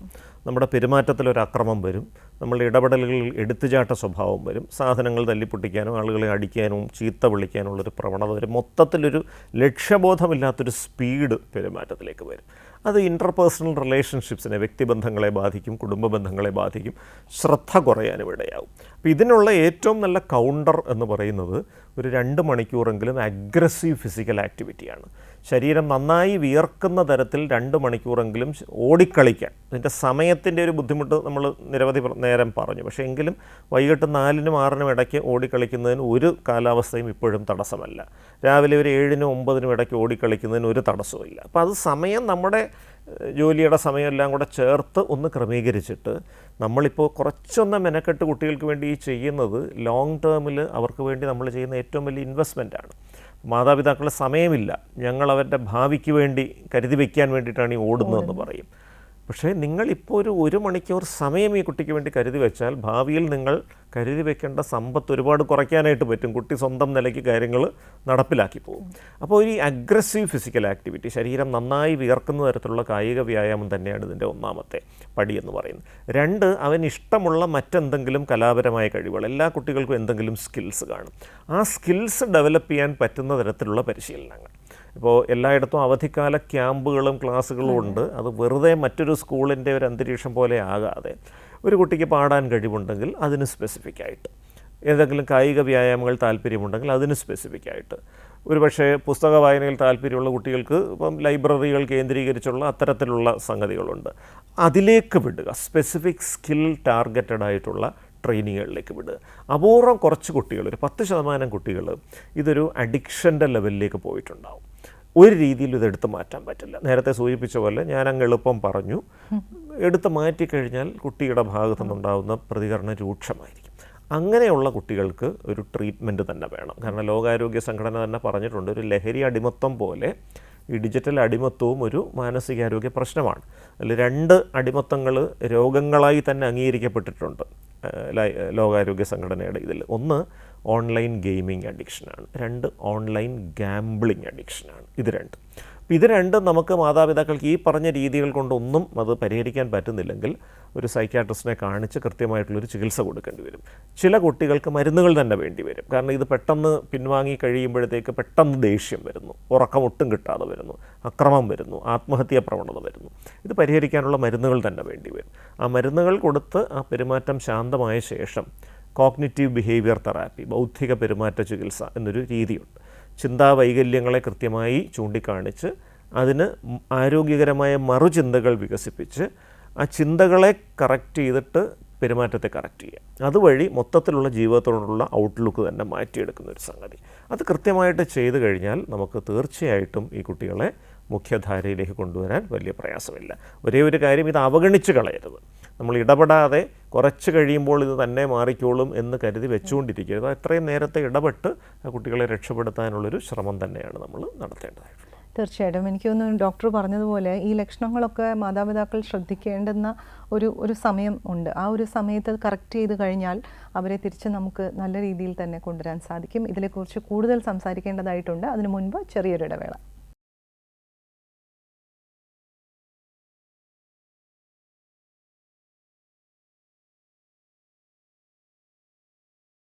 കേരള കണക്റ്റിലേക്ക് സ്വാഗതം. വേനൽ അവധിക്കാലവും കുട്ടികളുടെ മാനസികാരോഗ്യവും എന്ന വിഷയത്തിലാണ് നമ്മൾ ഇന്ന് ഈ എപ്പിസോഡിൽ ചർച്ച ചെയ്യുന്നത്. നിങ്ങളുടെ സംശയങ്ങളും നിങ്ങൾക്ക് ഈ ഒരു എപ്പിസോഡിലേക്ക് വിളിച്ച് ചോദിക്കാവുന്നതാണ്. വാട്സാപ്പിൽ മെസ്സേജസ് അയക്കാവുന്നതാണ്. സ്ക്രീനിൽ നമ്പറുകൾ കാണിക്കുന്നുണ്ട്. കൺസൾട്ടൻറ്റ് സൈക്യാട്രിസ്റ്റും എഴുത്തുകാരനുമായ ഡോക്ടർ അരുൺ ബി നായരാണ് നമ്മോടൊപ്പം ഉള്ളത്. നമ്മളിപ്പോൾ ഒരു ഹാഫ് വേ ത്രൂ നമ്മുടെ എപ്പിസോഡായി. നമ്മൾ ഇത്ര സമയവും പറഞ്ഞതും നമുക്ക് ചോദ്യങ്ങൾ വന്നതും എല്ലാം തന്നെ ഈ ഗെയിമിംഗ് അല്ലെങ്കിൽ ഓൺലൈനിൽ കുട്ടികൾ ഒരുപാട് സമയം ചെലവഴിക്കുന്നു എന്നുള്ളതാണ്. പ്രത്യേകിച്ചും എനിക്ക് തോന്നുന്നു ഈ പോസ്റ്റ് കോവിഡാണ് ഇത് വളരെയധികം, അതായത് നമുക്ക് കുട്ടികളെ പിന്തിരിപ്പിക്കാൻ പറ്റാത്ത രീതിയിൽ ഇത് എത്തിയത് പോസ്റ്റ് കോവിഡാണ്. പ്രത്യേകിച്ചും അവരുടെ ഓൺലൈൻ പഠനം വന്ന ഒരു സാഹചര്യത്തിൽ. ഇപ്പം നേരത്തെ കൊച്ചിയിൽ നിന്നും ഒരു പ്രേക്ഷകർ ചോദിച്ചതുപോലെ ഈ ഗെയിമിംഗ് കൂടുതലാകുമ്പോൾ അല്ലെങ്കിൽ വയലൻസ് ഉള്ള ഗെയിമുകൾ ഒരുപാട് കളിക്കുമ്പോൾ ഇതേ കുട്ടികൾക്ക് തന്നെ പഠനത്തിൽ താല്പര്യം കുറഞ്ഞു പോകുന്നുണ്ട്. ഇത് നമുക്ക് എങ്ങനെ ബാലൻസ് ചെയ്യാൻ പറ്റും? അല്ലെങ്കിൽ ആ കുട്ടിക്ക് തന്നെ, ഒരു പക്ഷേ കുട്ടികൾക്ക് തന്നെ സംശയം തോന്നാം, എനിക്ക് എന്തുകൊണ്ട് പഠിക്കാൻ പറ്റുന്നില്ല പഴയതുപോലെ, എനിക്ക് കോൺസെൻട്രേറ്റ് ചെയ്യാൻ പറ്റുന്നില്ല എന്ന് അവർ തന്നെ ഒരു പക്ഷേ ചിലപ്പോൾ പറയുന്നുണ്ടാവും. ഇതെങ്ങനെ ബാലൻസ് ചെയ്യാൻ പറ്റും ഡോക്ടർ? മനഃശാസ്ത്രത്തിൽ ഫ്ലിൻ ഇഫക്റ്റ് എന്ന് പറഞ്ഞൊരു പ്രതിഭാസമുണ്ട്. ഫ്ലിൻ ഇഫക്റ്റ് എന്ന് പറഞ്ഞാൽ ഓരോ തലമുറയ്ക്കും കഴിഞ്ഞ തലമുറയേക്കാൾ ബുദ്ധി കൂടുതലായിരിക്കും. IQ അല്ലെങ്കിൽ ഇൻ്റലിജൻസ് കോഷ്യൻ്റ്, ബുദ്ധി അളക്കുന്ന വിവിധ മാനദണ്ഡങ്ങളിലൊന്നാണ്. ഓരോ തലമുറ കഴിയും തോറും ഒരു 2 പോയിൻ്റെങ്കിലും IQ കൂടിയാണ് വരുന്നത്. കാരണം മനുഷ്യൻ്റെ എവല്യൂഷൻ അങ്ങനെയാണ്. അപ്പോൾ നിങ്ങളുടെ മക്കൾക്ക് നിങ്ങളെക്കാൾ ബുദ്ധി കൂടുതലുണ്ടാവും, നിങ്ങൾക്കത് ഇഷ്ടപ്പെട്ടാലും ഇല്ലെങ്കിലും, അതാണ് അതിൻ്റെ വാസ്തവം. പക്ഷേ ചരിത്രത്തിലാദ്യമായിട്ട് 2022 ഈ കോവിഡ് കഴിഞ്ഞ് ലോക്ക്ഡൗൺ കഴിഞ്ഞ സമയത്ത് നടത്തിയൊരു പഠനത്തിലാണ് റിവേഴ്സ് ഫ്ലിൻ ഇഫക്റ്റ് എന്നൊരു പ്രതിഭാസം കണ്ടു. കാരണം ആ സമയത്തെ കുട്ടികൾ അവരുടെ ബുദ്ധി പരിശോധിച്ച് നോക്കിയപ്പോൾ മുൻ തലമുറയേക്കാൾ 1.2 പോയിൻറ്റ്സ് കുറവായിരുന്നു അവരുടെ ബുദ്ധി. അത് ലോക ചരിത്രത്തിൽ ആദ്യമായിട്ടാണ് ഇങ്ങനെയൊരു സംഗതി വരുന്നത്. അപ്പോൾ താങ്കൾ ചോദിച്ച ചോദ്യത്തിനുള്ള കൃത്യമായ ഒരു ഉത്തരം അവിടെയാണ്. എന്തുകൊണ്ട് ഈ റിവേഴ്സ് ഫ്ലിൻറ്റ് ഇഫക്റ്റ് വന്നു? ആ 2 കൊല്ലം പുറത്തിറങ്ങാതെ, സോഷ്യലൈസ് ചെയ്യാതെ, ആളുകളുമായിട്ട് ഇടപെടാതെ ഈ ഓൺലൈൻ ലോകത്തിലേക്ക് പൂർണ്ണമായി ഒതുങ്ങിയിരുന്നത് കുട്ടിയുടെ ബുദ്ധി വളർച്ചയെ പിന്നോട്ടടിച്ചിരിക്കുന്നു. ഒബ്ജക്റ്റീവ് എവിഡൻസ് ആണ്, വസ്തുനിഷ്ഠമായ തെളിവാണത്. എങ്ങനെ ഈ ഗെയിം തുടർന്നുകൊണ്ട് തന്നെ പഠിത്തം നന്നായിട്ട് കൊണ്ടുപോകാം, അതാണ് ഒരു ചോദ്യമായിട്ട് വന്നിരിക്കുന്നത്. അപ്പോൾ ഇതിൽ ഒന്നാമത്തെ പോയിൻ്റ് എന്ന് പറയുന്നത് ഗെയിമിൻ്റെ സമയം ക്രമീകരിക്കുക എന്നുള്ളതാണ്. നേരത്തെ സൂചിപ്പിച്ച പോലെ 2 മണിക്കൂറാണ് 6 മുതൽ 18 വയസ്സ് വരെയുള്ള കുട്ടികൾക്ക് maximum allowable screen time for all purposes. അത് പഠനമാകാം, ചാറ്റിംഗ് ആകാം, ഗെയിമിംഗ് ആകാം, പാട്ട് കേൾക്കുന്നതാകാം, വീഡിയോ കാണുന്നതാകാം, വോട്ടെവർ ഇറ്റ് ഈസ്. അപ്പോൾ ഇതിൽ മാക്സിമം 1 മണിക്കൂറേ ഗെയിം ആകാവും. അപ്പോൾ എത്ര സമയം ഗെയിം കളിക്കണം, എപ്പോൾ അതായിരിക്കണം, അതാദ്യം തീരുമാനിക്കണം. എല്ലാ കാര്യത്തിനും ഒരു ടൈം ടേബിൾ വേണ്ടുന്ന പോലെ വിനോദത്തിനും ഒരു ടൈം ടേബിൾ വേണം. അപ്പോൾ നമ്മൾ വൈകിട്ട് 6 തൊട്ട് 7 വരെ ഗെയിം കളിക്കുന്നു, ഫൈൻ. നമ്മൾ തീരുമാനിക്കണം 1 മണിക്കൂർ കഴിഞ്ഞ് നമ്മൾ ഗെയിം നിർത്തിയിരിക്കും. പക്ഷെ പലപ്പോഴും ഈ ഗെയിമുകളുടെ ഒരു പ്രത്യേകത മൾട്ടി ലെവൽ മീഡിയ ഗെയിംസ്. അത് അവിടെ തീരുന്നില്ല 1 മണിക്കൂറിൽ അത് തീരില്ല. പല ഭൂഖണ്ഡങ്ങളിൽ നിന്നുള്ള സഹകളിക്കാരുണ്ടാവും. അപ്പോൾ അവിടെയൊക്കെ ഒരു പ്രത്യേകത എന്ന് പറഞ്ഞാൽ, ഇപ്പോൾ അമേരിക്കയിലിരിക്കുന്ന കുട്ടി അവൻ രാത്രി നന്നായി ഉറങ്ങിയിട്ട് പകലുള്ള അവൻ്റെ ഒരു സമയത്തായിരിക്കും അവൻ കളിക്കുന്നത്. പക്ഷേ ഇവിടുത്തെ കഥാപാത്രം അർദ്ധരാത്രി കഴിഞ്ഞിട്ട് ഇദ്ദേഹത്തിൻ്റെ രാത്രിയിലെ ഉറക്കം കോംപ്രമൈസ് ചെയ്ത് ഈ ഗെയിം കളിക്കുകയാണ്. അപ്പോൾ ഇവിടെയൊക്കെ അസർട്ടീവ്നെസ് അല്ലെങ്കിൽ സ്വഭാവ ദൃഢത എന്ന് പറഞ്ഞൊരു സംഗതിക്ക് വലിയ പ്രസക്തിയുണ്ട്. ഞാൻ ഇത്ര മണി തൊട്ട് ഇത്ര മണിക്കൂറേ അവൈലബിൾ ആയിട്ടുള്ളൂ, നിങ്ങൾക്ക് താല്പര്യമുണ്ടെങ്കിൽ ആ സമയത്ത് കളിക്കാം. അല്ലാതെ നമ്മളിങ്ങനെ അവർ പറയുന്ന സമയത്ത് കളിക്കാൻ അവൈലബിൾ അല്ലെങ്കിൽ അവർ നമ്മളെ കൂട്ടാതെയാകുമോ, നമ്മൾ ആ നെറ്റ്വർക്കിൽ നിന്ന് പുറത്താകുമോ എന്ന് കരുതി ജീവിക്കാൻ തുടങ്ങിയാൽ ജീവിതത്തിൽ ഉടനീളം നമ്മൾ ഈ പറഞ്ഞ പോലെ മറ്റുള്ളവർ പറയുന്നതനുസരിച്ച് മുന്നോട്ട് പോകേണ്ടി വരും. അപ്പോൾ നമുക്ക് നോ പറയേണ്ട ഒരു അസർട്ടീവ്നെസ് ഉണ്ടാകണം. നമ്മൾ കളിക്കാനൊരു സമയം തീരുമാനിക്കുന്നു, അത് ജനാധിപത്യപരമായ രീതിയിൽ നമ്മുടെ സഹകളിക്കാരോടൊക്കെ ചർച്ച ചെയ്ത് തീരുമാനിക്കാം. എല്ലാവർക്കും ഗുണകരമാണല്ലോ ഇത്. 1 മണിക്കൂറേ നമ്മൾ കളിക്കുകയുള്ളൂ, അത് ഇത്ര മണിക്ക് തുടങ്ങി ഇത്ര മണിക്ക് നിർത്തും. അത് സ്ട്രിക്ട്ലി ഇംപ്ലിമെൻറ്റ് ചെയ്യുക എന്നുള്ളതാണ്. ആദ്യ ദിവസങ്ങളിൽ നമുക്കത് സ്വന്തം നിലയ്ക്ക് നിയന്ത്രിക്കാൻ പറ്റുന്നില്ലെങ്കിൽ വീട്ടുകാരെ ഒന്ന് മോണിറ്റർ ചെയ്യാൻ ഏൽപ്പിക്കാം. 1 മണിക്കൂറാകുമ്പോൾ ഒന്ന് പറഞ്ഞേക്കണം. കറക്റ്റ് 1 മണിക്കൂറാകുമ്പോൾ പറയുക. അത് പറയുമ്പോൾ എത്ര ത്രില്ലിംഗ് ആണ് കളിയുടെ ഒരു അവസ്ഥയെങ്കിലും നമ്മൾ ബോധപൂർവം നിർത്തേണ്ടി വരും. വീട്ടുകാരും മനസ്സിലാക്കണം, ഈ കളിയുടെ ഒരു ത്രില്ല് അപാര ത്രില്ലായതുകൊണ്ട് തന്നെ 1 മണിക്കൂർ കഴിയുമ്പോൾ പെട്ടെന്നൊന്നും ഇറങ്ങി വരില്ല, കുറച്ച് മുറുമുറുപ്പൊക്കെ ഉണ്ടാവും. അതുകൊണ്ട് ആ മുറുമുറുപ്പ് സഹിക്കണം. ആ മുറുമുറുപ്പ് സഹിച്ചുകൊണ്ട് തന്നെ 1 മിനിറ്റ് കഴിഞ്ഞ് വീണ്ടും പറയണം. അത് നമ്മൾ ജെൻറ്റിലായിട്ട് പറഞ്ഞ് ബഹളം വെച്ചും അടിച്ചും ചീത്ത വിളിച്ചും അല്ല, ജെൻറ്റിലായിട്ട് പറഞ്ഞ് തന്നെ നമ്മൾ ആ കുട്ടിയെ പുറത്തോട്ട് കടത്തിക്കൊണ്ട് തന്നെ വരണം എന്നുള്ളതാണ്. കുട്ടികളെ സംബന്ധിച്ചിടത്തോളം നേരത്തെ സൂചിപ്പിച്ച പോലെ അറ്റൻഷൻ ഫ്രാഗ്മെൻറ്റേഷൻ ഇത് ഈ ഓൺലൈൻ ഗെയിമുകളുടെ ഒരു പരിണിതഫലമായി ഉണ്ടാകുന്ന കാര്യമാണ്. കാരണം വളരെ ചടുലമായ ദൃശ്യവിന്യാസങ്ങളുള്ള കാര്യങ്ങളാണ് ഈ ഗെയിംസിലുള്ളത്. അതുമായി 2 മണിക്കൂർ ഒക്കെ നമ്മുടെ തലച്ചോറ് പൊരുത്തപ്പെട്ടാൽ പിന്നീട് സ്ലോ ആയ ഒന്നിനെയും നമുക്ക് അംഗീകരിക്കാനും പറ്റില്ല, നമുക്കത് സ്വാംശീകരിക്കാനും പറ്റില്ല. അപ്പോൾ അക്ഷരങ്ങൾ വായിക്കുക എന്ന് പറയുന്നത് ഇഴഞ്ഞു നീങ്ങുന്നൊരു പ്രോസസ്സാണ്. അതിലോട്ട് വരുമ്പോൾ ആ നേരത്തെയുള്ള ഒരു സ്പീഡുമായിട്ട് നമ്മുടെ തലച്ചോറ് അങ്ങ് പൊരുത്തപ്പെട്ട് കഴിഞ്ഞു. ഈ സ്ലോ ആയ ഒരു സംഗതിയുമായിട്ട് പൊരുത്തപ്പെടാൻ പറ്റുന്നില്ല. അതുകൊണ്ട് നിശ്ചയമായിട്ടൊരു 1 അവറായിട്ട് തന്നെ നമ്മുടെ ഗെയിമിങ്ങിൻ്റെ ടൈം നിജപ്പെടുത്താം. വായന എന്ന ശീലം മറക്കണ്ട എന്നുള്ളത് ഞാൻ ആവർത്തിച്ച് പറയാൻ കാര്യം, ഇത് കഴിഞ്ഞിട്ടിനി സ്കൂൾ തുറന്നു കഴിഞ്ഞാൽ ഈ പഠിക്കണം എന്നുള്ളതാണ്. അപ്പോൾ ചില മാതാപിതാക്കളെങ്കിലും അവധിക്കാലത്ത് പുസ്തകം വായനയൊന്നും സാധ്യമല്ല എന്നങ്ങ് പറയും. സാധ്യമല്ല എന്ന് പറഞ്ഞാലുള്ള കുഴപ്പം, ഇത് കഴിഞ്ഞിട്ട് 2 മാസം പൂർണ്ണമായി ഇല്ലാതിരുന്നൊരു ശീലം ഈ ജൂൺ 1-ാം തീയതി തൊട്ട് 2 മണിക്കൂർ കുട്ടി ഇരുന്ന് പഠിക്കണമെന്നങ്ങ് ആഗ്രഹിക്കുന്നത് നിങ്ങളുടെ അത്യാഗ്രഹമാണത്, ബുദ്ധിമുട്ടാണ്. അപ്പോൾ ആ വായന ടച്ച് വിടുന്നത് നല്ലതല്ല. എന്ത് വേണമെങ്കിലും വായിച്ചോട്ടെ, ആ ഒരു 1 അവർ അല്ലെങ്കിൽ 1 to 2 hours ദിവസവും വായിക്കാൻ വേണ്ടിയിട്ടുള്ളൊരു സമയം നമ്മൾ വയ്ക്കണം. അപ്പോൾ കുട്ടികളും മനസ്സിലാക്കേണ്ട ഒരു കാര്യം, ഒരു 1 അവറിൽ കൂടുതലൊക്കെ ഈ ഓൺലൈൻ ഗെയിംസ് ഡെയിലി കളിച്ചാൽ തലച്ചോറിൻ്റെ ഇടത് വലത് ഭാഗങ്ങൾ തമ്മിലുള്ള ഏകോപനം കുറയും. അതുപോലെ തലച്ചോറിൻ്റെ മുൻഭാഗം പ്രീ ഫ്രോണ്ടൽ കോർട്ടെക്സ്, അവിടെയുള്ള ഡോപ്പമിൻ്റെ അളവ് കുറയും. ഇത് രണ്ടും സംഭവിക്കുമ്പോൾ ഈ ഡോപ്പമിൻ്റെ അളവ് കുറയുമ്പോഴാണ് ശ്രദ്ധ കുറയുന്നത്. അത് പഠനത്തെ പിന്നോട്ടടിക്കും. തലച്ചോറിൻ്റെ 2 ഭാഗങ്ങൾ തമ്മിലുള്ള ഏകോപനം കുറയുമ്പോൾ നമ്മുടെ സ്വഭാവത്തിൽ എടുത്തുചാട്ട സ്വഭാവം, ഇമ്പൾസിവിറ്റി വരും. അത് കാര്യങ്ങൾ ചെയ്യുമ്പോൾ ക്ഷമയില്ലാത്തൊരവസ്ഥയിലേക്ക് നയിക്കും. പഠനത്തെയും അത് ബാധിക്കും, വ്യക്തിബന്ധങ്ങളെയും ബാധിക്കും. അതുകൊണ്ട് നന്നായി പഠിക്കാൻ വേണ്ടി നമ്മൾ ചെയ്യേണ്ട ഒരു പ്രധാനപ്പെട്ട കാര്യമാണ് ഈ ഓൺലൈൻ ഗെയിമുകളൊക്കെ അവധിക്കാലത്ത് പോലും ഒരു 1 അവറായിട്ട് റെസ്ട്രിക്റ്റ് ചെയ്യുക എന്നുള്ളത്. നമുക്ക് കോട്ടയത്ത് നിന്ന് വാട്സാപ്പിൽ ശ്രീലേഖ എന്ന് പറഞ്ഞൊരു പ്രേക്ഷക ഒരു ചോദ്യം ചോദിച്ചിട്ടുണ്ട്. അതായത് 5 വയസ്സുള്ള മകനാണ് കുറച്ച് ഹൈപ്പർ ആക്ടിവിറ്റി ഉള്ള ഒരു കുട്ടിയാണ്. അപ്പോൾ പ്രത്യേകിച്ചും ഈ വേനലവധി കാലത്ത് എങ്ങും വിടാനും പറ്റുന്നില്ല, കളിക്കാനും ഒന്നും പോകാൻ പറ്റുന്നില്ല. അപ്പം ഈ ഹൈപ്പർ ആക്ടിവിറ്റി അല്ലെങ്കിൽ ആ ഒരു അവസ്ഥ കൂടുന്നതായിട്ട് അവർക്ക് തോന്നുന്നുണ്ട്. ഇതിനൊരു ക്ലിനിക്കൽ ചികിത്സ വേണമോ എന്നാണ് അവർ ചോദിക്കുന്നത്. Attention deficit hyper activity disorder അല്ലെങ്കിൽ ADHD എന്ന് പറയുന്നൊരു രോഗാവസ്ഥ കുട്ടികളിൽ പറയപ്പെടുന്നുണ്ട്. ഇത് സ്കൂളിൽ പഠിക്കുന്ന കുട്ടികളിൽ ഏറ്റവും വ്യാപകമായി കാണപ്പെടുന്ന പെരുമാറ്റ പ്രശ്നമാണ്. സ്കൂൾ വിദ്യാർത്ഥികൾ എടുത്താൽ 7% കുട്ടികൾക്ക് ഈ പ്രശ്നമുണ്ട്. 100 കുട്ടികളെ എടുത്താൽ 7 പേർക്ക് ഇതുണ്ട്. ഒരു ക്ലാസ് റൂം എടുത്താൽ 3-4 ADHD കുട്ടികളുണ്ടായിരിക്കും. 3 ലക്ഷണങ്ങളാണ് പ്രധാനമായിട്ട്. ഒന്ന്, ശ്രദ്ധക്കുറവാണ്. നമ്മൾ പറയുന്ന കാര്യങ്ങൾ ശ്രദ്ധിക്കാൻ ബുദ്ധിമുട്ട്, പഠിക്കാൻ ശ്രദ്ധ കേന്ദ്രീകരിക്കാൻ ബുദ്ധിമുട്ട്, പറയുന്ന നിർദ്ദേശങ്ങൾ കൃത്യമായിട്ട് മനസ്സിലാക്കാൻ ബുദ്ധിമുട്ട്, കൂടുതൽ ശ്രദ്ധ ആവശ്യമുള്ള ദീർഘനേരം എഫർട്ട് ഇടേണ്ട ജോലികൾ ചെയ്യാൻ ബുദ്ധിമുട്ട്. ഇപ്പോൾ ഒരു പേപ്പർ കൊടുത്തിട്ട് 4 മടക്കി ഒരു കവറിലിട്ട് ഒട്ടിക്കാൻ പറയുകയാണ്. നോർമലായ ഒരു കുട്ടി ആദ്യം അത് മടക്കി ഇടുമ്പോഴത്തേക്ക് ചിലപ്പോൾ അകത്തോട്ട് കയറിയെന്ന് വരില്ല, വെളിയിലേക്ക് എടുത്ത് വീണ്ടും ഒന്നുകൂടെ മടക്കി അകത്തോട്ട് വെക്കും. ഈ ADHD ഉള്ള കുട്ടിക്ക് അതിനുള്ള ക്ഷമയില്ല. ആദ്യത്തെ തവണ മടക്കി അകത്തോട്ട് കയറ്റുമ്പോൾ അത് കയറിയില്ലെങ്കിൽ പേപ്പറും കവറും എല്ലാം കൂടെ വലിച്ച് കയറി എറിഞ്ഞിട്ട് പോകും. ഇതൊരു സൂചനയാണ് ആ കുട്ടിക്ക് ADHD ഉണ്ടാകാം എന്നുള്ളൊരു സൂചന. മറവിയാണ് മറ്റൊരു പ്രധാന ലക്ഷണം. ഇപ്പോൾ ഒരു ജോലി ഏൽപ്പിച്ചു, പിറ്റേ ദിവസം ചെയ്തിട്ടില്ല, അയ്യോ മറന്നുപോയി. ഒരു 4 സാധനങ്ങൾ വാങ്ങാൻ കടയിൽ വിടുന്നു, 2 എണ്ണം വാങ്ങി വരുന്നു, ബാക്കി മറന്നുപോയി. അപ്പോൾ ഈ മറവി അൽസൈമേഴ്സിൻ്റെ ലക്ഷണമല്ല, കുട്ടികളുടെ മറവി ശ്രദ്ധക്കുറവിൻ്റെ ലക്ഷണമാണ്. രണ്ടാമത്തെ പ്രധാനപ്പെട്ട ലക്ഷണം ഹൈപ്പർ ആക്ടിവിറ്റിയാണ്, ഈ അമിത വികൃതിയാണ്. 1 മിനിറ്റ് പോലും അടങ്ങിയിരിക്കില്ല. മോട്ടോർ ഘടിപ്പിച്ച യന്ത്രം പോലെ ഓടി നടക്കുന്ന കുട്ടി എന്നാണ് അതിൻ്റെ ഒരു ക്ലിനിക്കൽ ഡിസ്ക്രിപ്ഷൻ തന്നെ. വീട്ടിൽ ഓടി നടന്ന് വീട്ടിൽ പ്രായം ചെന്ന ആളുകളൊക്കെ ഉണ്ട്, അവരൊക്കെ ചിലപ്പോൾ ഇടിച്ച് തെറിപ്പിച്ചെന്നിരിക്കും, അവർക്ക് പരിക്കേറ്റെന്നിരിക്കും. കളിക്കുമ്പോഴും ഇതുപോലെ ആയിരിക്കും, ഒരു റെക്ലെസ് ഹൈപ്പർ ആക്ടിവിറ്റി, ഒരു നിയന്ത്രണമില്ലാത്ത വകതിരിവില്ലാത്ത ഒരു അമിത വികൃതി. അത് പലപ്പോഴും പരിക്കുകൾ ഏൽക്കാനും വീഴാനും ഒക്കെ ചാൻസ് വർദ്ധിപ്പിക്കുന്നു. മൂന്നാമത്തെ ലക്ഷണം ഇമ്പൾസിവിറ്റിയാണ്, എടുത്തുചാട്ടം.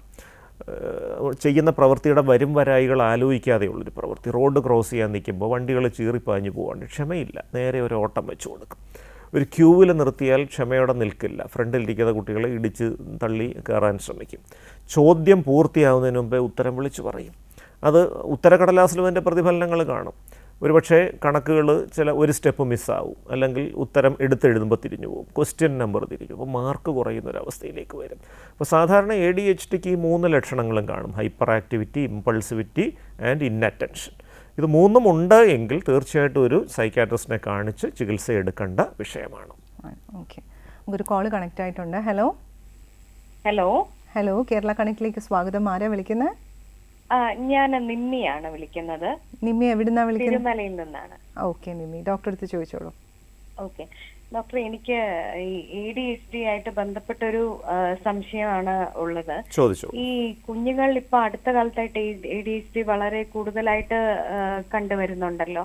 അപ്പൊ അത് എന്തുകൊണ്ടാണ് അങ്ങനെ ഉണ്ടാവുന്നത്? അതായത് ഈ പ്രഗ്നൻസി പീരീഡിലെ അമ്മമാരുടെ മാനസികാവസ്ഥയും ഒക്കെ ആയിട്ട് ഇതിനെന്തെങ്കിലും ബന്ധമുണ്ടോ? ഇനി കുഞ്ഞ് ജനിച്ചതിന് ശേഷം വളരെ ഏർലി ആയിട്ട് ടിവിയും മൊബൈലും അങ്ങനത്തെ ഇന്നത്തെ ഒരു സാഹചര്യത്തിൽ പല വീടുകളിലും അങ്ങനെയാണല്ലോ.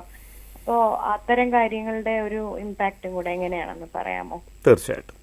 അപ്പോൾ ADHD കുറിച്ച് തന്നെയാണ് ചോദ്യം. നമ്മൾ പറഞ്ഞുകൊണ്ടിരുന്നതിൻ്റെ തുടർച്ചയായിട്ട് തന്നെ നമുക്ക് പറയാം. ADHD സാധാരണ 7 വയസ്സിന് മുൻപ് തന്നെ കുട്ടികളിൽ പ്രത്യക്ഷപ്പെടാറുണ്ട്. പറയാൻ കാര്യം, ഇപ്പം സിവിൽ സർവീസിന് പ്രിപ്പയർ ചെയ്യുന്നവരും PSC പരീക്ഷയ്ക്ക് പ്രിപ്പയർ ചെയ്യുന്നവരും പലരും ഓൺലൈനിൽ ചില ടെസ്റ്റുകളൊക്കെ ചെയ്ത് നോക്കിയിട്ട് എനിക്ക് ADHD ആണെന്നൊക്കെ പറഞ്ഞ് വരാറുണ്ട്. അപ്പോൾ ശ്രദ്ധക്കുറവ് എന്ന് പറഞ്ഞൊരു സംഗതി ഈ ഡിജിറ്റൽ യുഗത്തിൽ പൊതുവേ എല്ലാവർക്കും ഉണ്ട്. പക്ഷേ ADHD എന്ന ഡിസോർഡർ പൊതുവേ 7 വയസ്സിന് മുൻപേ കാണാറുണ്ട്. 12 വയസ്സിന് മുൻപേ നിശ്ചയമായിട്ടും കാണും. പെൺകുട്ടികളെക്കാൾ 3 ഇരട്ടി കൂടുതൽ ആൺകുട്ടികളിലുമാണ്. അപ്പോൾ ഇതിന് പല ഘടകങ്ങൾ അതിൻ്റെ പുറകിലുണ്ട്. ഇപ്പോൾ ഗർഭാവസ്ഥയിൽ അമ്മയ്ക്കുണ്ടാകുന്ന പോഷകാഹാരക്കുറവ്, അണുബാധകൾ, മാനസിക പ്രശ്നങ്ങൾ, അമിത രക്തസമ്മർദ്ദം, പ്രമേഹം തുടങ്ങിയ ജീവിതശൈലി ജന്യ രോഗങ്ങൾ, ഇതൊക്കെ കുട്ടിയുടെ തലച്ചോറിൻ്റെ വളർച്ചയെ ബാധിക്കാം. ADHD ഉള്ള കുട്ടികൾക്ക് തലച്ചോറിൽ 2 പ്രശ്നങ്ങളുണ്ട്. നേരത്തെ സൂചിപ്പിച്ച പോലെ തലച്ചോറിൻ്റെ മുൻഭാഗത്തുള്ള നെറ്റിയുടെ പുറകിലുള്ള പ്രീ ഫ്രോണ്ടൽ കോർട്ടെക്സ്, അവിടെയുള്ള ഡോപ്പമിൻ എന്ന രാസവസ്തു. ഈ ഡോപ്പമിനാണ് നമ്മുടെ തലച്ചോറിൻ്റെ ഗേറ്റ് സംവിധാനം. നമ്മൾ വീടിൻ്റെ മുമ്പിൽ ഗേറ്റ് വെക്കുന്ന പോലെ തലച്ചോറ് ഒരു ഗേറ്റ് പണിഞ്ഞിട്ടുണ്ട്, ആവശ്യമുള്ളതിനെ മാത്രം അകത്തോട്ടെടുക്കാനും വേണ്ടാത്തതിനെയൊക്കെ തട്ടിക്കളയാനും. അപ്പോൾ ഈ ഗേറ്റ് എന്ന് പറയുന്നത് തലച്ചോറിൻ്റെ പ്രീ ഫ്രോണ്ടൽ കോർട്ടെക്സിലെ ഡോപ്പമിൻ കൊണ്ടാണ് നിർമ്മിതമായിരിക്കുന്നത്. ഞാനൊരു ലളിതമായ ഉദാഹരണം പറയാം. 10 യൂണിറ്റ് ഡോപ്പമിനുള്ളൊരു കുട്ടിക്ക് അവൻ ക്ലാസ്സിലിരിക്കുമ്പോൾ ടീച്ചർ പറയുന്നതിലേക്ക് ഫോക്കസ് ചെയ്യാൻ പറ്റുന്നു. പുറത്ത് വണ്ടികളുടെ ഹോൺ അടിക്കുന്നതും ക്ലാസ്സിൽ മറ്റു കുട്ടികൾ ചിരിക്കുന്നതും സൈഡിൽ ഒരാൾ ചുമയ്ക്കുന്നതൊന്നും അയാളെ സ്പർശിക്കുന്നില്ല, അയാൾ ഫോക്കസ്ഡാണ്.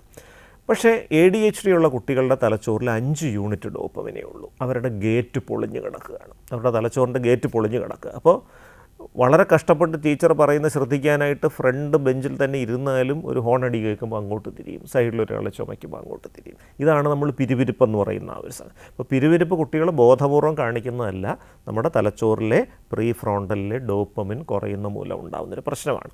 അതുപോലെ തലച്ചോറിൻ്റെ ഇടത് വലത് അർദ്ധഗോളങ്ങൾ അത് തമ്മിലുള്ള ഏകോപനം കുറയുമ്പോഴാണ് ഈ അമിത വികൃതിയും എടുത്തുചാട്ടവും വരുന്നതെന്നുള്ളതാണ് സത്യം. അപ്പോൾ അതിന് തീർച്ചയായിട്ടും അമ്മ ഗർഭിണിയായിരിക്കുമ്പോഴുള്ള ഘടകങ്ങൾക്ക് പ്രസക്തിയുണ്ട്. കുഞ്ഞ് ജനിച്ച് വീണതിന് ശേഷമുള്ള കാര്യങ്ങൾക്ക് പ്രസക്തിയുണ്ട്. താങ്കൾ ആ ചോദ്യത്തിൽ സൂചിപ്പിച്ച പോലെ തന്നെ, നിമ്മി സൂചിപ്പിച്ച പോലെ തന്നെ, early exposure to screen devices, ഈ മൊബൈൽ അടക്കമുള്ള ദൃശ്യമാധ്യമങ്ങൾ 2 വയസ്സിന് മുൻപേ കാണിക്കുകയും കൂടുതൽ നേരം കാണിക്കുകയും ചെയ്യുന്നത് കുട്ടിയുടെ തലച്ചോറിൻ്റെ സ്വാഭാവിക വളർച്ചയെ തടസ്സപ്പെടുത്തുകയും ADHDയിലേക്ക് നയിക്കുകയും ചെയ്യാം. മൂന്നാമത്തേത് ഫിസിക്കൽ ഇനാക്ടിവിറ്റിയാണ്. ശാരീരികമായിട്ടുള്ള ഒരു കളിക്കാനോ ഓടിക്കളിക്കാനോ ഉള്ള അവസരങ്ങൾ നിഷേധിക്കുന്ന ഒരു തളച്ചിടപ്പെടുന്ന ഒരു അവസ്ഥ. നാലാമത്തേത് സോഷ്യൽ ഡിസ്കണക്ഷൻ.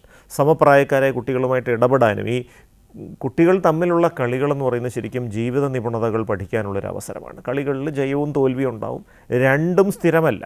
ജയിച്ചാൽ അങ്ങനെ അഭിമാനിക്കേണ്ട കാര്യമൊന്നുമില്ല, അടുത്ത കളിക്ക് തോക്കാം.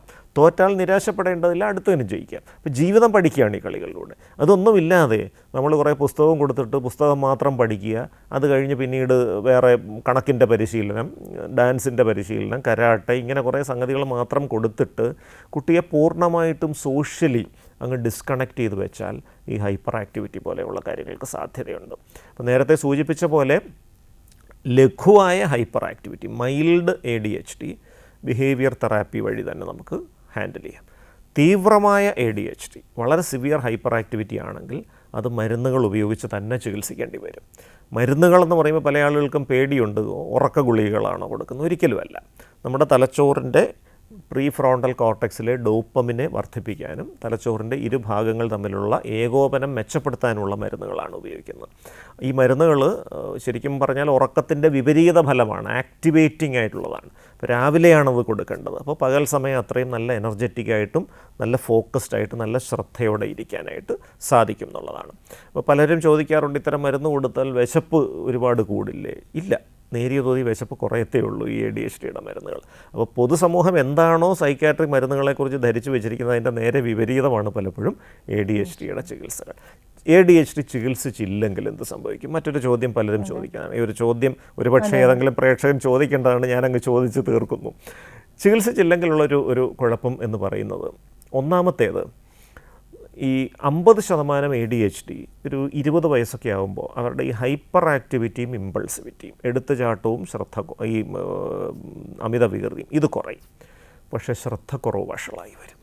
അപ്പോൾ ഇവർ പഠനത്തിൽ നിന്ന് ഡ്രോപ്പ് ഔട്ട് ചെയ്യേണ്ടി വരും. ഒരു പക്ഷേ എവിടെയെങ്കിലും വർക്ക്ഷോപ്പിലോ വല്ലതും ഒരു തൊഴിൽ പഠിപ്പിക്കാൻ നിർത്തും. അവിടെയും ഫോക്കസ്ഡായിട്ട് പണിയെടുക്കണം. ആ ഫോക്കസ് ഇല്ലെങ്കിൽ അവിടെയും നിർത്താൻ പറ്റില്ല. സ്വാഭാവികമായിട്ട് അവിടെ നിന്ന് പറഞ്ഞു വിടും. അപ്പോൾ ഇങ്ങനെ അലഞ്ഞു തിരിഞ്ഞ് നടക്കുമ്പോൾ പലപ്പോഴും ഇത്തരം കുട്ടികൾ എത്തിച്ചേരുന്ന ഈ ലഹരി വിപണനം ചെയ്യുന്ന സർക്കിളുകളിലാണ്.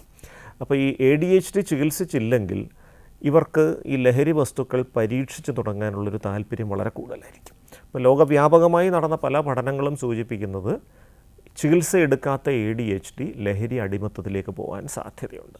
അപ്പോൾ ശരിക്കും പറഞ്ഞാൽ ഈ ADHD തിരിച്ചറിയുകയും ചികിത്സിക്കുകയും ചെയ്യുക എന്നുള്ളത് ഭാവിയിൽ ലഹരി അടിമകൾ ഉണ്ടാകാതിരിക്കാൻ വേണ്ടിയിട്ടുള്ളൊരു സാമൂഹിക നിക്ഷേപമാണെന്ന് തന്നെ പറയാം. Okay, thank you Nimmi, thank you for calling Kerala connect. Doctor, ഇനി നമുക്ക് കൗമാരക്കാരിലേക്ക് വരാം.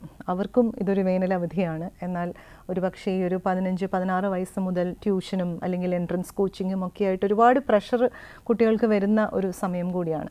അതുപോലെ അവർക്കും ഒന്നും മനസ്സിലാകാത്ത ഒരു പ്രായം കൂടിയാണ്. അപ്പോഴാണ് എപ്പോഴും പേരൻസുമായിട്ട് ഒരുപാട് വേണ്ടാത്ത സംസാരങ്ങൾ വരുന്നതും ദേഷ്യപ്പെടുന്നതും ഗെയിമിങ്ങിലേക്ക് പോകുന്നതും ഡോക്ടർ നേരത്തെ പറഞ്ഞതുപോലെ ഒരു സോഷ്യൽ ഐസൊലേഷനിലേക്ക് കുട്ടികൾ കയറുന്ന ഒരു പ്രായമാണ്. ഈ ഒരു പ്രായത്തെ എങ്ങനെ ഹാൻഡിൽ ചെയ്യാം? നമ്മൾ ഓർക്കേണ്ട ഒരു കാര്യം, കൗമാരത്തിലുള്ളൊരു കുട്ടി രൂപം കൊണ്ട് ഇത്തിരി വളർന്നിട്ടുണ്ടാവും, പൊക്കം വെച്ചിട്ടുണ്ടാവും, എൻ്റെ ശബ്ദത്തിന് ഘനം വന്നിട്ടുണ്ടാവും, അവനെ കാണുമ്പോൾ ഒരു അഡൽട്ടിൻ്റെ ലുക്ക് ഉണ്ടാവും, പക്ഷെ മനസ്സുകൊണ്ട് സ്നേഹിക്കപ്പെടാൻ ആഗ്രഹിക്കുന്ന ഒരു കൊച്ചുകുട്ടി തന്നെയാണ്. അപ്പോൾ അവിടെ വരുന്നൊരു പ്രധാന പ്രശ്നം, മാതാപിതാക്കൾ ഈ കുട്ടികൾ ഒരു 8ാം ക്ലാസ്സൊക്കെ ആയി കഴിയുമ്പോൾ പതുക്കെ മാതാപിതാക്കളൊന്ന് പിൻവലിയും. 2 കാരണങ്ങൾ കൊണ്ടാണ്. ഒന്ന്, എങ്ങനെ ഈ കുട്ടികളെ കൈകാര്യം ചെയ്യണമെന്ന് അറിഞ്ഞുകൂടാ, അവനെ ഒരു കുഞ്ഞായിട്ട് കാണണോ മുതിർന്ന വ്യക്തിയായിട്ട് കാണണോ. 2, ഈ പ്രായത്തിലുള്ള കുട്ടികൾ ഒരുപാട് കാര്യങ്ങൾ ഡിമാൻഡ് ചെയ്യും. പുതിയ മൊബൈൽ തൊട്ട് പല സംഗതികളും ഡിമാൻഡ് ചെയ്യും. എൻ്റെ കൂട്ടുകാരൻ അതുകൊണ്ട് വാങ്ങിത്തരണം. അപ്പോൾ മസിലും പിടിച്ചുകൊണ്ട് അങ്ങ് നടന്ന് ഒന്ന് വിരട്ടി അങ്ങ് നിർത്തിക്കഴിഞ്ഞാൽ പിന്നെ ഇതൊന്നും കേൾക്കണ്ടല്ലോ, നമുക്കങ്ങ് ഒതുങ്ങി അങ്ങ് മാറാമല്ലോ. ഇത് ഈ ഒരു കാരണം കൊണ്ടാണ്. പക്ഷെ നിങ്ങൾ ഓർക്കേണ്ട ഒരു കാര്യം, നിങ്ങളിങ്ങനെ മാറി നിൽക്കുമ്പോൾ അവർക്ക് ലഭിക്കാതെ പോകുന്ന സ്നേഹത്തിൻ്റെ വിടവ് നികത്താൻ വേണ്ടി അവർ ചിലപ്പോൾ വീടിന് പുറത്തുള്ള സ്രോതസ്സുകൾ അന്വേഷിക്കും. അതൊരു പക്ഷേ ഓൺലൈൻ ബന്ധങ്ങളായിരിക്കാം, അല്ലെങ്കിൽ ഇവരെ ചൂഷണം ചെയ്യാൻ വേണ്ടി റെഡിയായി നിൽക്കുന്ന ഏതെങ്കിലും വ്യക്തികളാകാം. ഇത് പലപ്പോഴും വലിയ ദുരന്തങ്ങളിൽ ചെന്ന് കലാശിക്കും എന്നുള്ളതാണ്. അതുകൊണ്ട് തന്നെ നമ്മളെപ്പോഴും കുട്ടികൾ സ്കൂളിൽ പോയി തുടങ്ങുന്ന ആദ്യ കാലഘട്ടം തൊട്ട് ഒരു ക്വാളിറ്റി ടൈം എന്നൊരു സംഗതിയുണ്ട്. ഒരു 1 മണിക്കൂർ സമയം കുട്ടികൾക്ക് വേണ്ടി ചെലവിടണം. ആ സമയത്ത് കുട്ടികളെ ഉപദേശിക്കാനോ ശാസിക്കാനോ ശിക്ഷിക്കാനോ ഒന്നുമല്ല, വെറുതെ അവർക്ക് പറയാനുള്ളത് കേൾക്കാനായിട്ടിരിക്കണം. ഇന്ന് സ്കൂളിൽ എന്തൊക്കെ ഉണ്ടായിരുന്ന വിശേഷം, കുട്ടിയുടേതായ വികലമായ ഭാഷയിൽ ഇങ്ങനെ പറയുകയാണ്. കളിയാക്കരുത്, പരിഹസിക്കരുത്, ഉച്ചാരണ ശുദ്ധി 3 വയസ്സ് തൊട്ട് വേണമെന്നൊന്നും നിർബന്ധം പിടിക്കരുത്. കുട്ടി അവൻ്റെ ഭാഷയെ പറയട്ടെ. Encourage that communication. മനസ്സ് തുറക്കാനുള്ള ഒരു കലാരൂപം നമുക്ക് വളർത്തിയെടുക്കാം. ഈ ഒരു ശീലം കൗമാരത്തിലേക്ക് എത്തിയാലും തുടരണം. കൗമാരത്തിലും ചോദിക്കണം. അപ്പോൾ അതിൻ്റെ പഠിത്തം എങ്ങനെയുണ്ട്, നിൻ്റെ മാർക്ക് എത്രയാണ് എന്നുള്ള കാര്യങ്ങൾ ഒഴിച്ച് മറ്റൊന്നും ഈ മാതാപിതാക്കൾ ചോദിക്കുന്നില്ല എന്നുള്ളതാണ് കൗമാരപ്രായക്കാരുടെ വ്യാപകമായ പരാതി. അതല്ലാതെ നിനക്കെങ്ങനെയുണ്ട്, നിൻ്റെ ജീവിതം എങ്ങനെ പോകുന്നു, നീ ഹാപ്പിയാണോ എന്ന് എൻ്റെ അച്ഛൻ ഇതുവരെ എന്നോട് ചോദിച്ചിട്ടില്ല എന്ന് ഇന്നൊരു കൗമാരക്കാരൻ പറഞ്ഞൊരു വാചകമാണത്. അപ്പോൾ വളരെ പ്രസക്തമായ കാര്യമാണ്. നമ്മളത് ചോദിച്ചില്ല പിന്നെ ആര് ചോദിക്കും? നാട്ടുകാർ ചോദിക്കണോ? തീർച്ചയായിട്ടും ഇങ്ങനെയുള്ള ചെറിയ ചില വാചകങ്ങളുണ്ട്. How are you feeling happy? നിനക്ക് സന്തോഷമാണോ? നിനക്ക് എന്തെങ്കിലും പ്രയാസമുണ്ടോ? അപ്പോൾ ഇതൊന്ന് ചോദിക്കുമ്പോൾ ഈ മാതാപിതാക്കൾ വിചാരിക്കുന്ന ഇങ്ങനെ ചോദിച്ചു കഴിഞ്ഞാൽ ഉടനെ അടുത്ത ആപ്പിളിൻ്റെ ഐഫോൺ വേണമെന്ന് പറയുന്നുള്ളത്. അതാകണമെന്നില്ല. അവരുടെ പ്രയാസം അതാകണമെന്ന് നിർബന്ധമില്ല. ചില കുട്ടികൾ അങ്ങനെ പറയും, ചില സാഹചര്യങ്ങളിൽ എല്ലാ കുട്ടികളും അങ്ങനെ പറയും. ഭൂരിപക്ഷം സാഹചര്യങ്ങളിലും അവൻ്റെ ജീവിതത്തിൽ ഉണ്ടായൊരു പ്രതിസന്ധി ആയിരിക്കാം. അതൊരു പക്ഷേ ഒരു സുഹൃത്തുമായിട്ടുള്ളൊരു അഭിപ്രായ വ്യത്യാസമാകാം, ഒരു അധ്യാപകൻ്റെ ഭാഗത്തു നിന്നുള്ളൊരു കുറ്റപ്പെടുത്തലാകാം, അല്ലെങ്കിൽ ഒരു വ്യക്തിയുമായി ഉണ്ടായൊരു തെറ്റിദ്ധാരണ, അതിൻ്റെ അടിസ്ഥാനത്തിലുള്ള ഒരു സംഗതിയാകാം.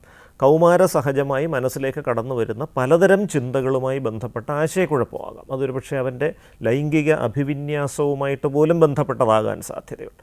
അപ്പോൾ ഇത്തരം കാര്യങ്ങൾ തുറന്നു പറയാനുള്ളൊരു വേദിയാകണം വീട്. അത് എന്ത് പറഞ്ഞാലും ശ്രദ്ധാപൂർവം കേൾക്കാനുള്ള ഒരു വ്യക്തിയാകണം രക്ഷിതാവ്. അങ്ങനെയാണ് എങ്കിൽ തീർച്ചയായിട്ടും ഈ കൗമാരപ്രായക്കാർ നിങ്ങളെ വിട്ടുപോകില്ല. അഭിപ്രായ വ്യത്യാസങ്ങളൊക്കെ വരും. അഭിപ്രായ വ്യത്യാസങ്ങളെ തർക്കത്തിൻ്റെ ഭാഷയിൽ അഡ്രസ്സ് ചെയ്യാതെ ഒരു സംവാദത്തിൻ്റെ രീതിയിൽ അഡ്രസ്സ് ചെയ്യാം. ഒരു ലോജിക്കലായിട്ട് യുക്തിസഹമായ വാദഗതികൾ നിരത്തി സ്വന്തം ഭാഗം ശരിയാണെന്ന് സമർത്ഥിക്കാനുള്ളൊരു അവസരം നമുക്ക് കൊടുക്കാം. അതുപോലെ ഒരു 10 വയസ്സിൽ തന്നെ കുട്ടിയുടെ അടുത്ത് അച്ചടക്കം എന്ന ഒരു ആശയം പരിചയപ്പെടുത്തണം. അച്ചടക്കം എന്ന സംഗതി കുട്ടികൾ മനസ്സിലാക്കി വെക്കുന്നവരുടെ സ്വാതന്ത്ര്യം ഇല്ലാതാക്കാനുള്ള കാര്യമാണെന്നുള്ളത്. നമ്മൾ പറയുന്നത് അങ്ങനല്ല. നിങ്ങളുടെ സുരക്ഷിതത്വം ഉറപ്പുവരുത്താനുള്ളൊരു സംഗതിയാണ് ഈ അച്ചടക്കം. ഒരു അവധി ദിവസം നീ ഒരു സുഹൃത്തിൻ്റെ കൂടെ എവിടെയോ പോകുന്നു. എവിടെയാണ് പോകുന്നതെന്ന് പറയുന്നില്ല, ആരുടെ കൂടെ പോകുന്നതെന്ന് പറയുന്നില്ല. പോകുന്ന വഴിക്ക് നിങ്ങൾക്കൊരു ആക്സിഡൻറ്റ് പറ്റി, നിങ്ങൾ വീട്ടിൽ വരുന്നില്ല, ഞങ്ങൾ എവിടെ അന്വേഷിച്ച് വരും. അതേസമയം എൻ്റെ ഫ്രണ്ട് ഇന്നയാളുടെ കൂടെ ഇന്ന സ്ഥലത്തേക്ക് പോയി എന്നൊരു വാക്ക് പറഞ്ഞാൽ, നിങ്ങൾ വരാൻ താമസിച്ചാൽ ഞങ്ങൾക്ക് കൃത്യമായിട്ട് അന്വേഷിച്ച് വരാം, നിന്നെ സഹായിക്കാനുള്ള കൂടുതൽ മെച്ചപ്പെട്ട അവസ്ഥയിലായിരിക്കും ഞങ്ങൾ. അപ്പോൾ അതാണ് അച്ചടക്കം എന്ന് പറഞ്ഞൊരു സംഗതി. രണ്ടാമത്തേത് അഭിപ്രായ സ്വാതന്ത്ര്യമാണ്. അപ്പോൾ കുട്ടികൾക്ക് അഭിപ്രായ സ്വാതന്ത്ര്യം കൊടുക്കുന്നില്ല എന്നുള്ളതാണ്. ഇപ്പോൾ വീട്ടിലൊരു കാറ് വാങ്ങുന്നു. കാറ് വാങ്ങുന്ന കാര്യമൊക്കെ അവനോട് അഭിപ്രായം ചോദിച്ചാൽ മറ്റേ ലംബോർഗിനി വാങ്ങണം, BMW വാങ്ങണം എന്ന് പറയും. അതുകൊണ്ട് ചോദിക്കാതിരിക്കുക. ഇങ്ങനെയല്ല ചെയ്യേണ്ടത്, ചോദിക്കണം. നമുക്കൊരു കാറ് വാങ്ങണം, എന്ത് വാങ്ങണം എന്നാണ് നിൻ്റെ അഭിപ്രായം. സ്വാഭാവികം കുട്ടി ചിലപ്പം ഏറ്റവും വില കൂടിയ കാറ് വാങ്ങണമെന്ന് പറയും. അവിടെയും അവനെ പരിഹസിക്കുന്നതിന് പകരം നമ്മൾ അവിടെയും ഒരു ഡിബേറ്റിൻ്റെ ഒരു വഴി ഓപ്പൺ ചെയ്യും. അച്ഛൻ്റെ ശമ്പളം ഇത്രയാണ്, അമ്മയുടെ ശമ്പളം ഇത്രയാണ്, മാസം ഇത്ര അടവുകളുണ്ട്, വീടിൻ്റെ ലോണ്, ബാക്കി സംഗതികൾ. അപ്പോൾ ഈ ഒരു വണ്ടിയുടെ വില ഇത്രയാണ്. അത് നമ്മൾ വാങ്ങിയാൽ നമ്മൾക്ക് മാസം ഇത്ര രൂപ വെച്ച് അടയ്ക്കേണ്ടി വരും. അങ്ങനെ വരുമ്പോൾ നമ്മുടെ ഇപ്പോഴത്തെ ജീവിതശൈലിയിൽ പ്രധാനമായിട്ട് ചില മാറ്റങ്ങൾ വരുന്നത്. ഒന്നാമതായിട്ട് നമ്മുടെ വീട്ടിലുള്ള ഈ അൺലിമിറ്റഡ് ഇൻ്റർനെറ്റ് നമുക്ക് കട്ട് ചെയ്യേണ്ടി വരും. അയ്യോ വേണ്ടേ എന്ന് പറഞ്ഞ് കുട്ടി അന്നേരം തന്നെ നിലവിളിക്കും. ബാക്കിയുള്ള കുറച്ച് കാര്യങ്ങളും കൂടെ പറഞ്ഞു കഴിയുമ്പോൾ പറയും നിങ്ങൾ എന്തെങ്കിലും ഒരു തകരപ്പാട്ട വാങ്ങിയാൽ മതി, ഞാൻ സഹിച്ചോളാം എന്ന് പറയും. ഇങ്ങനെയാണ് നമ്മളൊരു പ്രായോഗികമായ ഒരു യാഥാർത്ഥ്യ ബോധത്തിലേക്ക് കുട്ടിയെ എത്തുന്നത്. പക്ഷേ ഈ ഒരു ചോദ്യം ചോദിച്ചുള്ള ഗുണം എന്താണെന്ന് വെച്ചാൽ എൻ്റെ വീടാണ്, എൻ്റെ അഭിപ്രായത്തിനൂടെ വിലയുണ്ട്, എൻ്റെ മാതാപിതാക്കൾ എന്നോട് അഭിപ്രായം ചോദിക്കുന്നു, ഈ ഒരു ഫീലിംഗ് ഓഫ് വൺനെസ് വരും. ഇല്ലെങ്കിലുള്ള കുഴപ്പം ഒരു ഏലിയനേഷൻ അല്ലെങ്കിൽ ഒരു അന്യവൽക്കരണം. വീട്ടിലിരുന്നുകൊണ്ട് കളവയും കൂടെ എന്തൊക്കെയോ തീരുമാനിക്കുന്നു, എൻ്റെ അടുത്ത് ചോദിക്കുന്നില്ല, ഞാൻ അവിടെ ആരുമല്ല, അപ്പോൾ I need to build my own circle എന്ന് പറഞ്ഞ് വീടിന് പുറത്തൊരു സാമൂഹ്യ ഗ്രൂപ്പ് ഡെവലപ്പ് ചെയ്യാൻ ശ്രമിക്കും. അത് ചിലപ്പോൾ ഈ കുട്ടിയുടെ ഉത്തമ താല്പര്യം സംരക്ഷിക്കുന്ന ആളുകളാകണമെന്നില്ല എന്നുള്ളതാണ്. ഇതാണ് കൗമാരക്കാരെ കൈകാര്യം ചെയ്യുന്നതിൻ്റെ ഒരു സിമ്പിൾ ബ്ലൂ പ്രിൻ്റ് എന്ന് പറയാം. ഈ നമ്മളിപ്പോൾ കൗമാരക്കാരെ കുറിച്ച് പറയുമ്പോൾ തന്നെ ഒരു പക്ഷേ എല്ലാ പേരൻസിനും ഇങ്ങനെ ചെയ്യാൻ സാധിക്കണം എന്നില്ല. ഒരു പക്ഷേ അവർക്ക് അത്രയും അത് മനസ്സിലാക്കാൻ പറ്റിയെന്നുണ്ടാവില്ല. അല്ലെങ്കിൽ അവരും ഈ പറയുന്ന പോലെ രണ്ടുപേരും ജോലി ചെയ്യുന്നവരായതുകൊണ്ട് തന്നെ അവർക്ക് അവരുടേതായ തിരക്കിലും അത്രയും ഒരു സാവകാശം ഒരു പക്ഷേ കിട്ടിയെന്ന് വരില്ല. ഞാൻ ചോദിക്കുന്നത് ഇങ്ങനെ ഈ കൗമാരക്കാർക്ക് കൊടുക്കാൻ പറ്റുന്ന ഒരു ജനറൽ കൗൺസിലിംഗ്, അല്ലെങ്കിൽ അവർ ആ ഒരു പ്രായത്തിലെത്തുമ്പോൾ ഒരു അവയർനെസ് അവർക്ക് കൊടുക്കാൻ, അല്ലെങ്കിൽ അങ്ങനെ എന്തെങ്കിലും ഉണ്ടോ ഒരു ജനറൽ കൗൺസിലിംഗ് എന്ന് പറയുന്നത് പോലെ? തീർച്ചയായിട്ടും ഉണ്ട്. ഇപ്പോൾ ഇതിൽ ജീവിത നിപുണത വിദ്യാഭ്യാസം അല്ലെങ്കിൽ ലൈഫ് സ്കിൽസ് എഡ്യൂക്കേഷൻ 2002 യുണീസെഫിൻ്റെ ഒരു മീറ്റിങ്ങിലാണ് ഈ ഒരു ആശയം വന്നത്. കാരണം ലോകത്തിൻ്റെ പല ഭാഗത്തുമുള്ള കൗമാരപ്രായക്കാരുമായി ചേർന്ന് പ്രവർത്തിക്കുന്ന കുറേ ആളുകൾ ആ മീറ്റിങ്ങിൽ കൂടിയിട്ട് കൗമാരക്കാരുടെ പ്രശ്നങ്ങൾ ഡിസ്കസ് ചെയ്യുകയാണ്. എല്ലാവർക്കും പറയാനുണ്ടായിരുന്ന 3 പ്രശ്നങ്ങളാണ്. 1 ലഹരി വസ്തുക്കളുടെ ഉപയോഗം, 2 സുരക്ഷിതമല്ലാത്ത ലൈംഗിക പരീക്ഷണങ്ങൾ, 3 അവനവന് നേർക്കോ മറ്റുള്ളവർക്ക് നേരെയുള്ള അക്രമം. ഇതെങ്ങനെ പരിഹരിക്കാം എന്നുള്ളൊരു ബ്രെയിൻ സ്റ്റോമിങ്ങിൽ നിന്നാണ് ലൈഫ് സ്കിൽസ് എന്ന് പറഞ്ഞൊരു ആശയം വരുന്നത്. ഇപ്പോൾ ജീവിതത്തിലെ പുതുമയുള്ളൊരു സാഹചര്യങ്ങളും പ്രയാസമുള്ളൊരു സാഹചര്യങ്ങളുമായി പൊരുത്തപ്പെടാൻ ഒരു കൗമാരപ്രായക്കാരൻ ആർജിച്ചിരിക്കേണ്ട 10 കഴിവുകളാണ് ലൈഫ് സ്കിൽസ്. ഈ 10 കഴിവുകൾ ഒന്നാമത്തേത് ആത്മാവബോധം അല്ലെങ്കിൽ സെൽഫ് അവയർനെസ് ആണ്. എൻ്റെ കഴിവുകൾ എന്താണ്, എൻ്റെ പരിമിതികൾ എന്താണ്. പൊതുവെ പറയാറുണ്ട്, നമ്മൾ സച്ചിൻ തെണ്ടുൽക്കറിൻ്റെ ഒരു ഉദാഹരണം പറയാറുണ്ട്. സച്ചിൻ തെണ്ടുൽക്കർ ഭാരതരത്നം എന്ന് പറയുന്ന ഇന്ത്യയുടെ ഏറ്റവും വലിയ സിവിലിയൻ ബഹുമതി കിട്ടിയ ഏറ്റവും പ്രായം കുറഞ്ഞ വ്യക്തിയാണ്. പക്ഷേ അദ്ദേഹം സ്കൂളിലെ ഒരു ക്ലാസ്സിൽ തോറ്റൊരു വ്യക്തിയാണ്. സച്ചിൻ തെണ്ടുൽക്കറിനെ നമുക്കെല്ലാം അറിയാം. സച്ചിൻ തെണ്ടുൽക്കറിൻ്റെ ആ ക്ലാസ്സിലെ ടോപ്പറായ വ്യക്തിയെ നമുക്ക് ആർക്കെങ്കിലും അറിയുമോ? ഇല്ല. അപ്പോൾ ഇങ്ങനെ ചില വശങ്ങളുണ്ട്. അപ്പോൾ ഇവിടെ പൊതുവെ കളിയാക്കി പറയാറുണ്ട്, തെണ്ടുൽക്കർ കേരളത്തിൽ ജനിച്ചിരുന്നുവെങ്കിൽ നാട്ടുകാരെല്ലാം കൂടെ അദ്ദേഹത്തിനെയും വീട്ടുകാരെയും ഒരു വഴിക്കാക്കിയേനെ. അദ്ദേഹം അവിടെ ജനിക്കാത്തത് കൊണ്ട് അദ്ദേഹം രക്ഷപ്പെട്ടു എന്നൊക്കെ കളിയായിട്ട് പറയാറുണ്ട്. പക്ഷേ അതല്ല, ഇതൊരു ഗൗരവമായിട്ട് നമ്മൾ എടുക്കേണ്ട ഒരു കാര്യമാണ്. ഈ കുട്ടിയെ കൊണ്ട് ഏത് മേഖലയിൽ പോയാൽ അവന് രക്ഷപ്പെടാൻ പറ്റും. ശ്രേഷ്ഠമായ ജോലി എന്നൊരു കാര്യമില്ല, എല്ലാം ശ്രേഷ്ഠമായിട്ട് ചെയ്യാൻ സാധിക്കും. ഇതാണ് സംഗതി. രണ്ടാമത്തേത് ആശയവിനിമയ ശേഷിയാണ്. മനസ്സിലുള്ളത് എങ്ങനെ വ്യക്തമായി പ്രകടിപ്പിക്കണം, മറ്റുള്ള ആളുകൾ പറയുന്നത് എങ്ങനെ ശ്രദ്ധാപൂർവം കേൾക്കണം, എന്നിട്ടെങ്ങനെ പ്രതികരിക്കണം. 3 ആരോഗ്യകരമായ വ്യക്തിബന്ധങ്ങളാണ്. സൗഹൃദങ്ങൾ എന്ന് പറയുന്നത് ചിലപ്പോൾ പരിധി വിട്ടു പോകാം. എങ്ങനെ ആരോഗ്യകരമായ പരിധികൾ അതിനെ നിശ്ചയിക്കണം. കാരണം ഒരു മനുഷ്യൻ്റെ ആയുർദൈർഘ്യം ഏറ്റവും കൂടുതൽ വർദ്ധിപ്പിക്കുന്ന കാര്യമായിട്ട് ഹാർവാർഡ് ഹ്യൂമൻ ഡെവലപ്മെൻറ്റ് സ്റ്റഡി, ലോകത്തിലെ ഏറ്റവും വലിയ മനുഷ്യ വികസന പഠനമാണ്. അത് പറയുന്നത് കുട്ടിക്കാലത്തും കൗമാരപ്രായത്തിലും നമ്മൾ വികസിപ്പിക്കുന്ന വ്യക്തിബന്ധങ്ങളുടെ ഗുണനിലവാരമാണ് നമ്മുടെ ലൈഫ് സ്പാൻ ഏറ്റവും കൂട്ടുന്നതെന്നാണ്. അത്രയും പ്രാധാന്യം അതിനുണ്ട്.